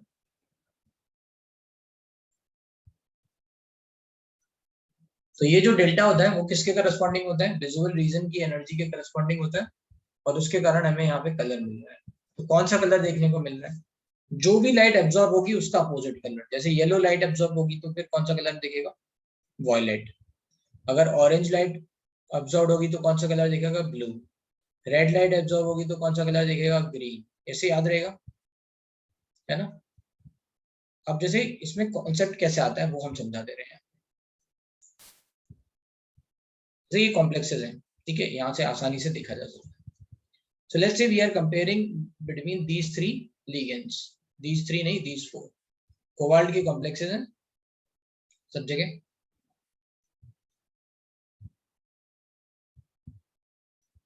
Indigo आपका दिखेगा, एक्चुअली क्या है, ये एग्जैक्ट नहीं है, ट्रू नहीं है बिल्कुल भी पूरी तरह से. So we will see that part over here, है ना. ये एक्सपेरिमेंटल डेटा दे रखा है. Colour of light absorb and colour of coordination entity, मतलब जो हमें दिखेगा ऑब्जर्व्ड, है ना. ऑब्जर्व. अब यहाँ पे पहले फोकस कर लेते हैं, देन वी विल अंडरस्टैंड. ठीक है, यहाँ पे कोबाल्ट पे चार्ज कितना आ गया, +3, क्योंकि NH3 तो न्यूट्रल है, उसके कारण -1, टोटल चार्ज +2 है. तो कोबाल्ट एवरीवेयर इज +3. ठीक है. What we are trying over here is, हम यहाँ से यहाँ क्या कर रहे हैं, ठीक है. So we are replacing a weak ligand with slightly stronger ligand over here. तो Cl से पहले हमने थोड़ा H2O पे डाला, तो Cl is weaker ligand, right, weak field ligand. Then H2O, और H2O को रिप्लेस किया फिर NH3 से, और सारे NH3 को रिप्लेस किया Cn से, है ना. So what we are doing is कि हम weak field ligands, है ना, weak ligand से strong ligand की तरफ मूव कर रहे हैं. वीक लिगेंड से स्ट्रॉन्ग लिगेंड की तरफ मूव कर रहे हैं, तो डेल्टा बढ़ेगा, स्प्लिटिंग बढ़ेगी कि नहीं. डेल्टा बढ़ेगा तो बताओ लैम्डा घटेगा या नहीं. Now can you see the lambda is decreasing? Absorb, Yes, sir. है ना। What we are trying over here is Cl से H2 हो गए, H2 से फिर NH3 रिप्लेस कर दिया, NH3 से Cn रिप्लेस कर दिया। तो जैसे जैसे वीक लिगेंड से स्ट्रॉन्ग लिगेंड की तरफ जा रहे हैं, स्प्लिटिंग एनर्जी बढ़ेगी, लैम्डा घटेगा। कौन सा लैम्डा घटेगा? एब्जॉर्ब का घटेगा। Now I will write again Pure वाला violet, indigo, blue, green, yellow। ये बिल्कुल एक्यूरेट नहीं है but it will give you some idea. तो इन्होंने बोला कि देखो ये जो लाइट है, अच्छा हमें ये नहीं पता है वैल्यू, हम केवल एस्टिमेट कर सकते हैं कि लैम्डा की वैल्यू बढ़ेगी घटेगी क्या होगा, that we can only say, है ना। हमें नहीं पता कि भाई यहाँ पे जो लैम्डा होगा वो इतना ही आएगा कितना आएगा, तो obviously that we can not do, it is experimental data, ठीक है। बट ये हम ये बता सकते हैं, अगर अगर मान लो क्वेश्चन में दे रखा है कि ये जो है ना वायलेट दिख रहा है तो इसका कलर क्या होगा, दैट वी कैन से, कैसे से कहेंगे वो मैं बता देता हूँ, ठीक है। तो इसमें थोड़ी देर में आएंगे कि ये कलर कैसे पता करेंगे, but let's understand first this point. तो आपको ये समझ में आ गया डेल्टा बढ़ेगा तो लैम्डा घटेगा, Yes, sir. है ना। अब देखते हैं यहाँ पे कि मान लो इन्होंने यहाँ दे रखा है लैम्डा जो है येलो है एब्जॉर्ब का, तो दिखने वाला कलर कौन सा हो गया? वायलेट दिख रहा है, येलो का वायलेट। अगर जो लैम्डा है वो ब्लू ग्रीन में आ रहा है, ब्लू और ग्रीन, ठीक है, राइट ओवर हियर, ठीक है, वो इधर से, अच्छा ये क्या है 3800 एंगस्ट्रॉम से 7600 एंगस्ट्रॉम तक है, ये इधर से इधर बढ़ रहा है 3800, फिर बढ़ते जा रहा है इधर। तो अभी जैसे जैसे लैम्डा कम हो रहा है मतलब वो किस तरफ शिफ्ट कर रहा है? इस तरफ शिफ्ट कर रहा है ना, लैम्डा कम होते जा रहा है। समझ में आ रही है ना ये बात? हाँ भाई बाउंसर, या are you able to follow? Yes, sir. ये 3800 एंगस्ट्रॉम वायलेट है ना, टू रेड 7600 एंगस्ट्रॉम तक जा रहा है। तो जैसे जैसे लैम्डा की वैल्यू गिर रही है तो किधर की तरफ शिफ्ट होगा? इधर की तरफ। तो ब्लू ग्रीन कहाँ पहुंच गया? यहाँ पे, let's say somewhere here in between। तो ये कहाँ दिखा रहा है? ब्लू ग्रीन से ये कह रहा है रेड की तरफ जा रहा है, ठीक है। तो ऑब्वियसली ऑरेंज रेड के बीच में कुछ हो सकता है, बट ठीक है, थोड़ा आइडिया लग गया, चलो रेड मिल जाएगा, ओके। फिर ब्लू हो गया तो क्या मिलेगा? ब्लू हो गया तो ये कह रहा है येलो ऑरेंज मिलेगा, तो ओके, तुम्हें थोड़ा आइडिया मिल गया कि ये ऑरेंज येलो के बीच में हो जाएगा। अल्ट्रा वायलेट, अब इन्होंने बोल दिया लैम्डा जो है, तो यहाँ पे ये सब थोड़ा सा हटा देते हैं।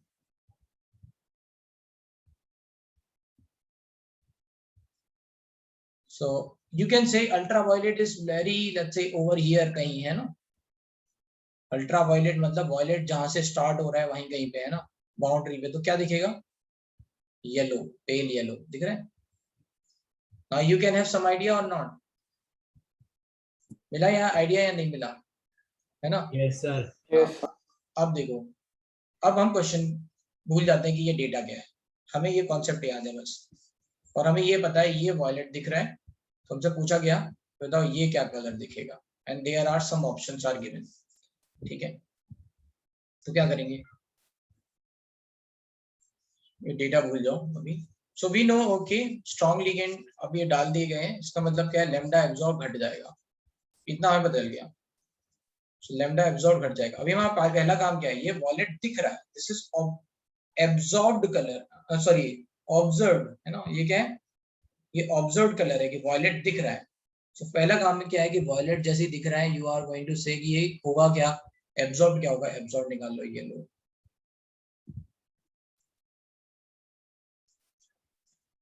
अब आपको पता है कि जो एब्जॉर्ब है वो ऑब्वियसली पीछे की तरफ होगा कहीं, तो आपके आंसर क्या आ सकते हैं? आपके आंसर फिर क्या होंगे, है ना। फिर से मैं बना रहा हूँ, यहाँ ड्रॉ कर रहा हूँ, violet, indigo, blue, green, yellow, orange, red. आपको पता है कि येलो वाला अभी आपको कलर एब्जॉर्ब हुआ है, और सिंस डेल्टा बढ़ रहा है तो लैम्डा घटेगा, तो लैम्डा इधर कहीं पहुंचेगा, है ना। तो आपके जो आंसर्स हो सकते हैं वो क्या हो सकते हैं, है ना। ग्रीन से रेड हो सकता है, ब्लू से ऑरेंज हो सकता है, या फिर वायलेट से येलो आ सकता है। समझ में आया? तो ये 3 प्रोबेबल आंसर हो सकते हैं। Are you getting my point? Yes, sir. है ना। तो ये तो कॉन्सेप्ट हो गया, है ना। अभी हमें पता नहीं है कि कौन सा वाला होगा, राइट। तो हम we are going to check for these 3 options के इनमें से कौन सा ऑप्शन दे रखा है। ऑब्वियसली अगर उन्होंने क्वेश्चन दे रखा है तो वो एक ही इनमें से कोई कलर देंगे, राइट। हाँ सर मुझे इतना समझा कि उसका एक्चुअल कलर वायलेट था एंड हमें कौन सा ऑब्जर्व होगा तो वो मतलब येलो होगा। येलो हो गया। अब उसके बाद डेल्टा वैल्यू बढ़ गई तो लैम्डा घट गया ना। हाँ हमें ये पता चल गया ये स्ट्रॉन्ग लिगेंड है। हाँ तो हमने कहा डेल्टा बड़ा होगा, डेल्टा बड़ा होगा तो लैम्डा घटा होगा, तो लैम्डा घटा होगा तो किस तरफ मूव करेगा, इस तरफ, एब्जॉर्ब वाला इस तरफ मूव करेगा, ठीक है। एब्जॉर्ब किस तरफ मूव करेगा, येलो से, है ना, येलो से इधर ग्रीन ब्लू वायलेट की तरफ मूव करेगा। तो हम एस्टिमेट कर सकते हैं, अच्छा ग्रीन एब्जॉर्ब हुआ होगा तो रेड कलर दिखेगा, ब्लू एब्जॉर्ब हुआ होगा तो ऑरेंज दिखेगा, वायलेट एब्जॉर्ब हुआ होगा तो येलो दिखेगा। ऐसा कुछ बता सकते हैं? Yes sir. तो हमें आंसर में कौन से ऑप्शन देखने हैं, ये 3 ऑप्शन देखने हैं कि कहाँ पे रेड ऑरेंज येलो दे रखा है। अगर उन्होंने बोला ये वायलेट दिख रहा है तो हम बोल सकते हैं ये रेड ऑरेंज येलो में कुछ दिख सकता है, ठीक है। तो definitely if they have given let's say option, तो they are not going to give you all 3 options. तो ये मत कहना कि सर अगर तीनों दे रखे होंगे तो क्या करेंगे, तो फिर नहीं बता सकते भाई, है ना, राइट। तो फिर तो एक्सपेरिमेंटली बता पाएंगे। लेकिन यस, वहां पे ऑप्शन कैसे दे रखे होंगे आपको ऑप्शन दे रखे होंगे ब्लू, ग्रीन, वायलेट, है ना, फिर इनमें से कोई एक ऑप्शन दे रखा होगा ऑरेंज या रेड, ठीक है। तो लेट्स से एक मैं क्वेश्चन दे रहा हूँ और आपको बताना है, ठीक है। सर एक और डाउट है, ये जो कलर व्हील में डाउट था मेरे को। सर अभी रेड के लिए ग्रीन आ रहा है ना, मतलब ग्रीन के लिए रेड आया था, तो रेड के लिए ग्रीन नहीं आएगा? क्यों नहीं आएगा, आएगा ना। कॉम्प्लीमेंट्री कलर बताने हैं ना। हाँ तो अपोजिट देखना है। अगर रेड एब्जॉर्ब हुआ तो ग्रीन दिखेगा, ग्रीन एब्जॉर्ब हुआ रेड दिखेगा। मान लो एक कॉम्प्लेक्स दे रखा है MH2O6। हाँ बोलते जाओ।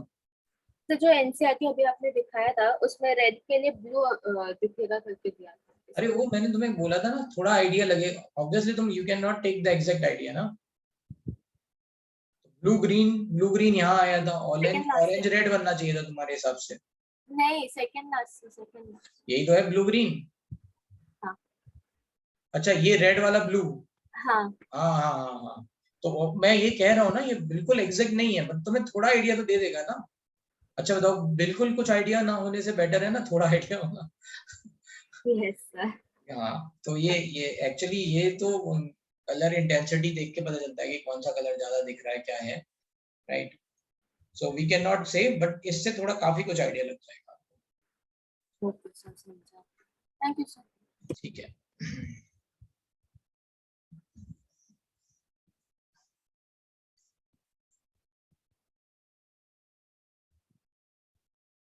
तो अगर मान लो ऐसा कुछ दे रखा हो, है ना, बच्चे,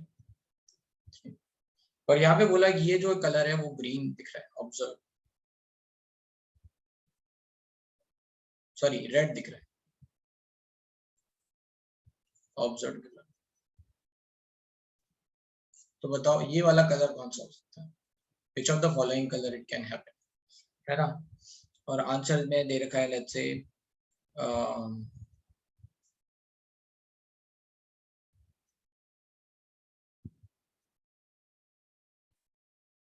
येलो। सर क्वेश्चन रिपीट कर सकते हो प्लीज? ये लिखा हुआ है कि ये वाला जो कॉम्प्लेक्स है इसका कलर रेड है, ठीक है। यस तो सर। बताओ इसका कलर क्या होगा, इसका। Okay sir. है ना, यही पूछा गया है। येलो, एक मिनट में भूल गया मुझे क्या करना है।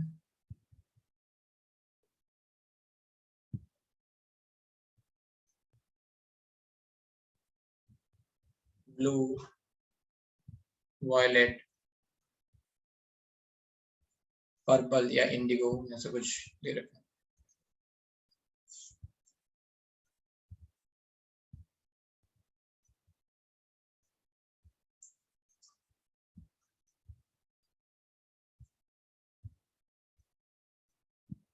तो आंसर क्या आ जाएगा, येलो, है ना, राइट। तो ऐसा कोई क्वेश्चन दिया जाएगा तो you can easily calculate. Observe हुआ आपका red, so you will say ये ग्रीन होगा।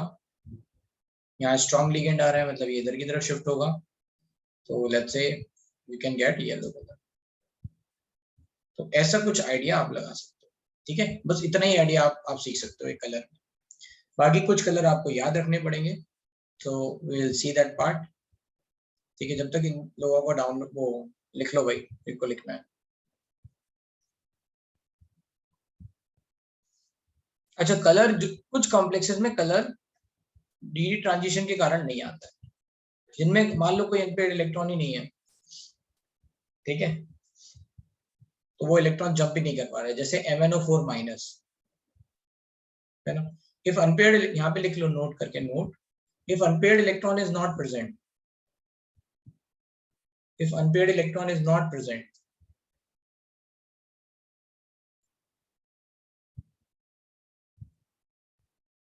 है ना, अगर कहीं पे unpaired electron नहीं present है, then color will come due to charge transfer, color will comes due to charge transfer, color will come due to charge transfer. example लिख लो कि MnO4 minus is purple, MnO4 minus में देखो Mn क्या है, +7 state में है, colour will come due to charge transfer. तो KMnO4 का कलर, ये फेमस क्वेश्चन है, KMnO4 या फिर पूछा जाता है Cr2O7 है ना, K2Cr2O7, Cr इज +7 स्टेट है ना, ये पर्पल है,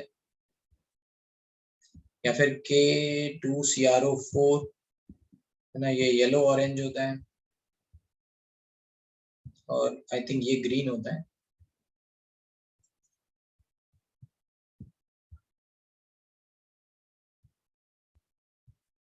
ठीक है, तो अगर ये कलर देखा जाए तो यहाँ ये +7 है, ये +6 है, या फिर ये भी +6 है, तो if you are going to write Mn +7, it is going to be Ar 3d0. If you are going to write Cr +6, it is going to be Ar 3d0. So there is no electron in, no d electron है ना, तो no d electron present, no electron in d orbital, no electron in d orbital, so hence no dd transition, hence no dd transition. तो charge, तो colour किसके कारण आता है, hence color due to charge transfer.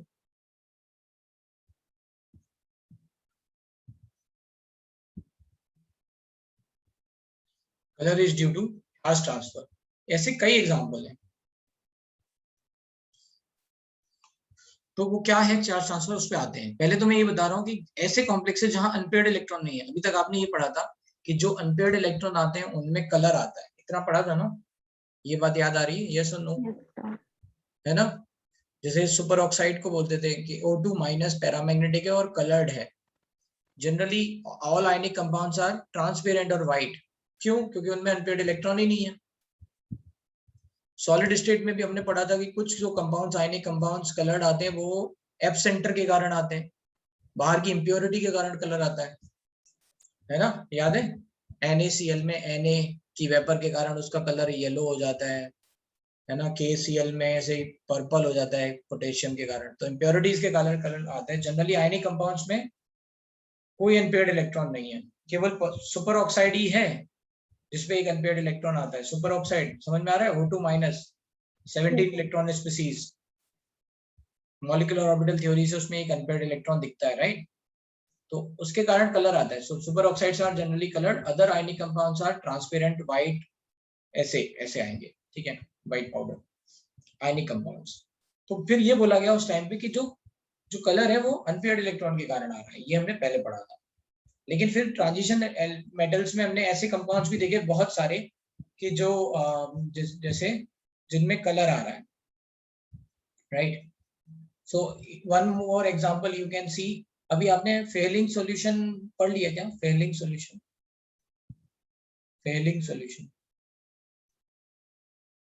Yes पढ़ लिया, S test था वो, हाँ ये उसमें टेस्ट था वैसा फेलिंग उसमें क्या, पढ़ा।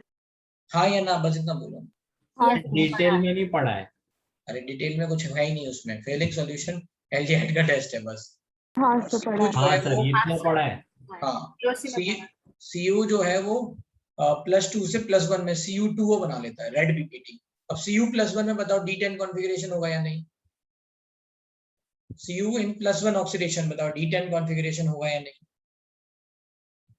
तो कोई अनपेयर्ड इलेक्ट्रॉन है? नहीं है।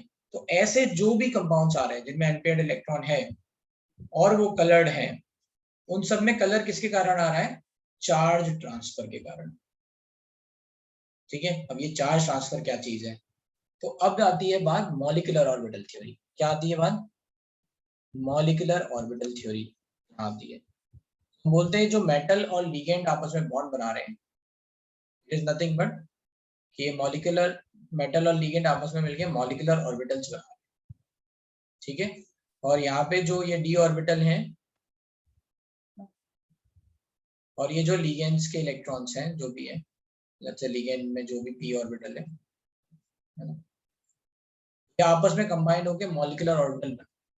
यहाँ जो है लिगेंड से मेटल या मेटल से लिगेंड, जब हम वो पाई स्टार वाले भरते हैं ना, रिमेम्बर है ना, अगर मान लो नॉर्मल, लेट्स से मैं तुम्हें एग्जांपल समझा रहा हूँ कि जैसे मान लो हम बात कर रहे हैं ऑक्सीजन की O2 की माइनस की, तो O2 माइनस में क्या होता है आपका, भरोगे आप तो σ1s to σ2s2 sigma star 1s2 σ2s2 फिर σ2s2 फिर क्या आ जाएगा σ2pz2 फिर π2px2 फिर π2py2 नहीं to be y1। ठीक है, ऐसा सिग्मा 2 4 6 8 10 12 14 ये फिर pi star 2px2 and pi star 2px1 ये आ गया। तो ये क्या हो गया, इसको बोलते हैं हाईएस्ट ऑक्यूपाइड मॉलिक्यूलर ऑर्बिटल। ये क्या हो गया, हाईएस्ट ऑक्यूपाइड मॉलिक्यूलर ऑर्बिटल होगा। और ये किस में जाएगा, अगर इससे इलेक्ट्रॉन ट्रांसफर कराएंगे तो 2px 2pz 0 में है ना, लोएस्ट अनऑक्यूपाइड मॉलिक्यूलर ऑर्बिटल में जाएगा, लूमो। कितनी बात समझ में आ रही है? इलेक्ट्रॉन जंप करके कहाँ जाएगा, होमो से लूमो जाएगा। तो ये हो गया charge transfer, electron transfer molecular orbitals में। ठीक है, तो आपको टर्म याद रखना है बस, चार्ज ट्रांसफर। ठीक है, तो चार्ज ट्रांसफर के कारण है ना, तो ये आपका कलर आता है। ठीक है, चार्ज ट्रांसफर का मतलब इलेक्ट्रॉन ट्रांसफर, जंप, एक तरह से बोल सकते हैं jump of electron from HOMO to LUMO. ठीक है, चले आगे, याद रहेगा ये बात कि जहां पे भी अनपेयर्ड इलेक्ट्रॉन नहीं आएंगे वहां पे चार्ज ट्रांसफर है।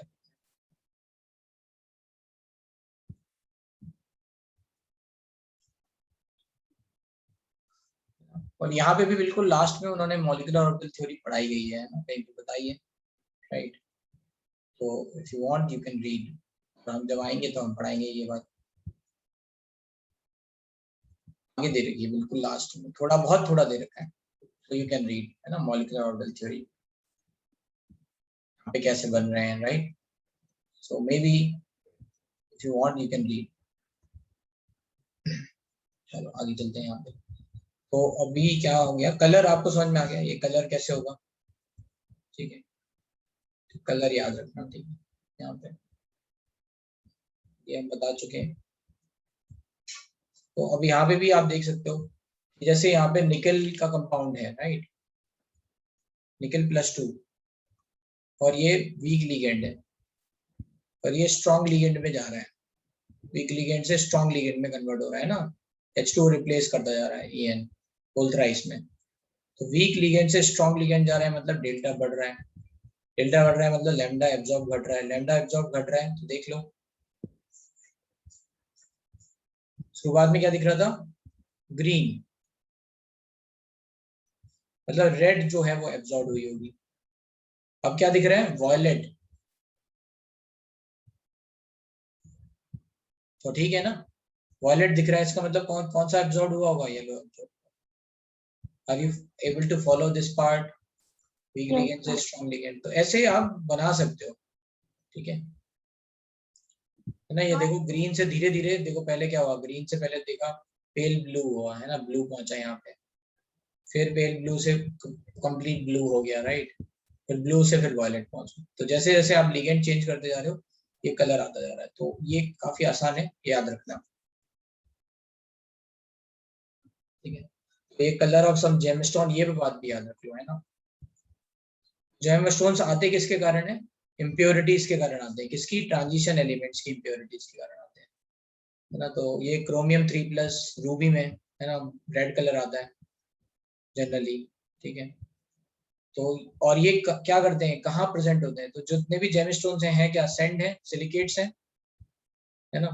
तो ये aluminium, let's say silicon, aluminium, ये सारे प्रेजेंट हैं इनमें।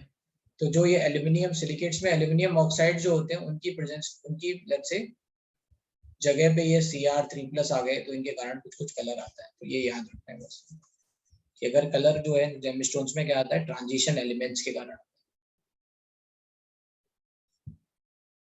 ठीक है। अब ये limitation of crystal field theory मैंने आपको पहले ही बता दी थी कि though we are talking about let's say point charge everything, but यहाँ पे क्या हो रहा है कि जो वीक लिगेंड है वो एनायनिक है और जो न्यूट्रल लिगेंड है वो स्ट्रॉन्ग लिगेंड है। तो जबकि होना क्या चाहिए था, जो एनायनिक स्पीसीज होने चाहिए, एनायनिक लिगेंड होने चाहिए थे, उनके कारण स्प्लिटिंग ज्यादा होनी चाहिए। ये भी लिखा है, and it follows that the anionic ligand should exert the greatest splitting effect, but anionic ligands actually are found at the low end of the spectrochemical series। ठीक है।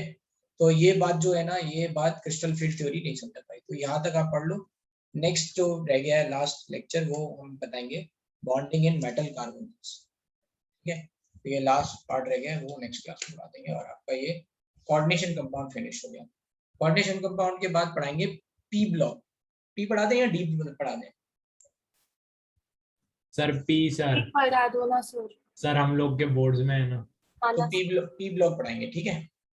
पी ब्लॉक में फिर पहले बताओ, तुम लोगों के बोर्ड में बोरॉन और कार्बन फैमिली आ रहा है या नाइट्रोजन फैमिली पहले आ रहा है? Nitrogen family. तो नाइट्रोजन फैमिली पहले पढ़ा देंगे, ठीक है। नाइट्रोजन फैमिली, ऑक्सीजन फैमिली ही सबसे ज्यादा इंपॉर्टेंट है। हेलोजन और मतलब इनर्ट गैसेस तो बहुत छोटे छोटे पार्ट है, तो वो इतना ज्यादा डिफिकल्ट भी नहीं है। तो नाइट्रोजन फैमिली पढ़ाएंगे, ठीक है। कुछ मेरे हिसाब से तो सबसे बेस्ट तरीका है कि आप एनसीईआरटी पढ़ो। जो भी बातें मैं कह रहा हूँ उसके लेक्चर को दोबारा देख लेना, फिर अपने नोट्स बना लेना, ठीक है। और नहीं तो मैं कुछ मेरे पास लेक्चर मतलब नोट्स पढ़े, वो मैं तुम्हें शेयर कर दूंगा, you can read from those notes also. कुछ और पढ़े हैं, देखने पड़ेंगे, ठीक है।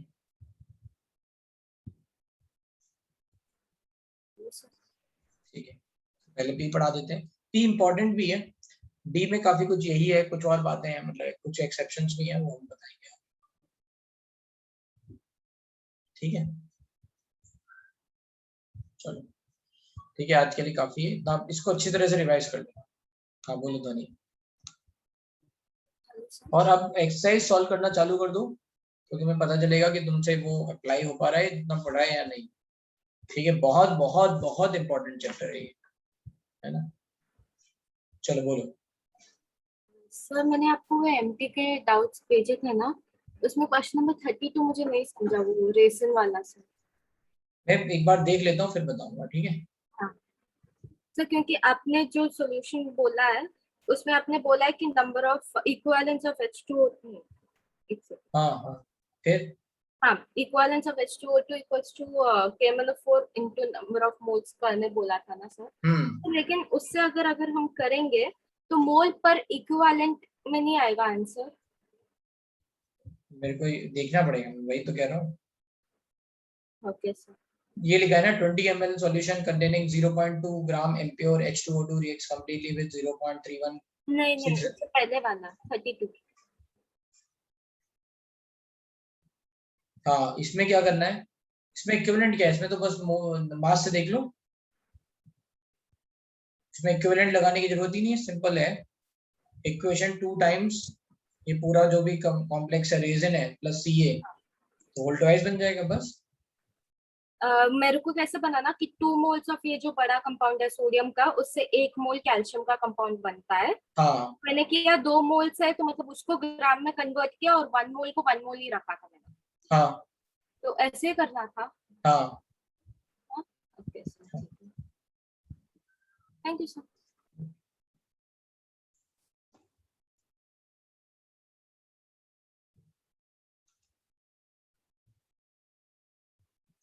Thank you sir. Bye bye. Thank you sir, bye.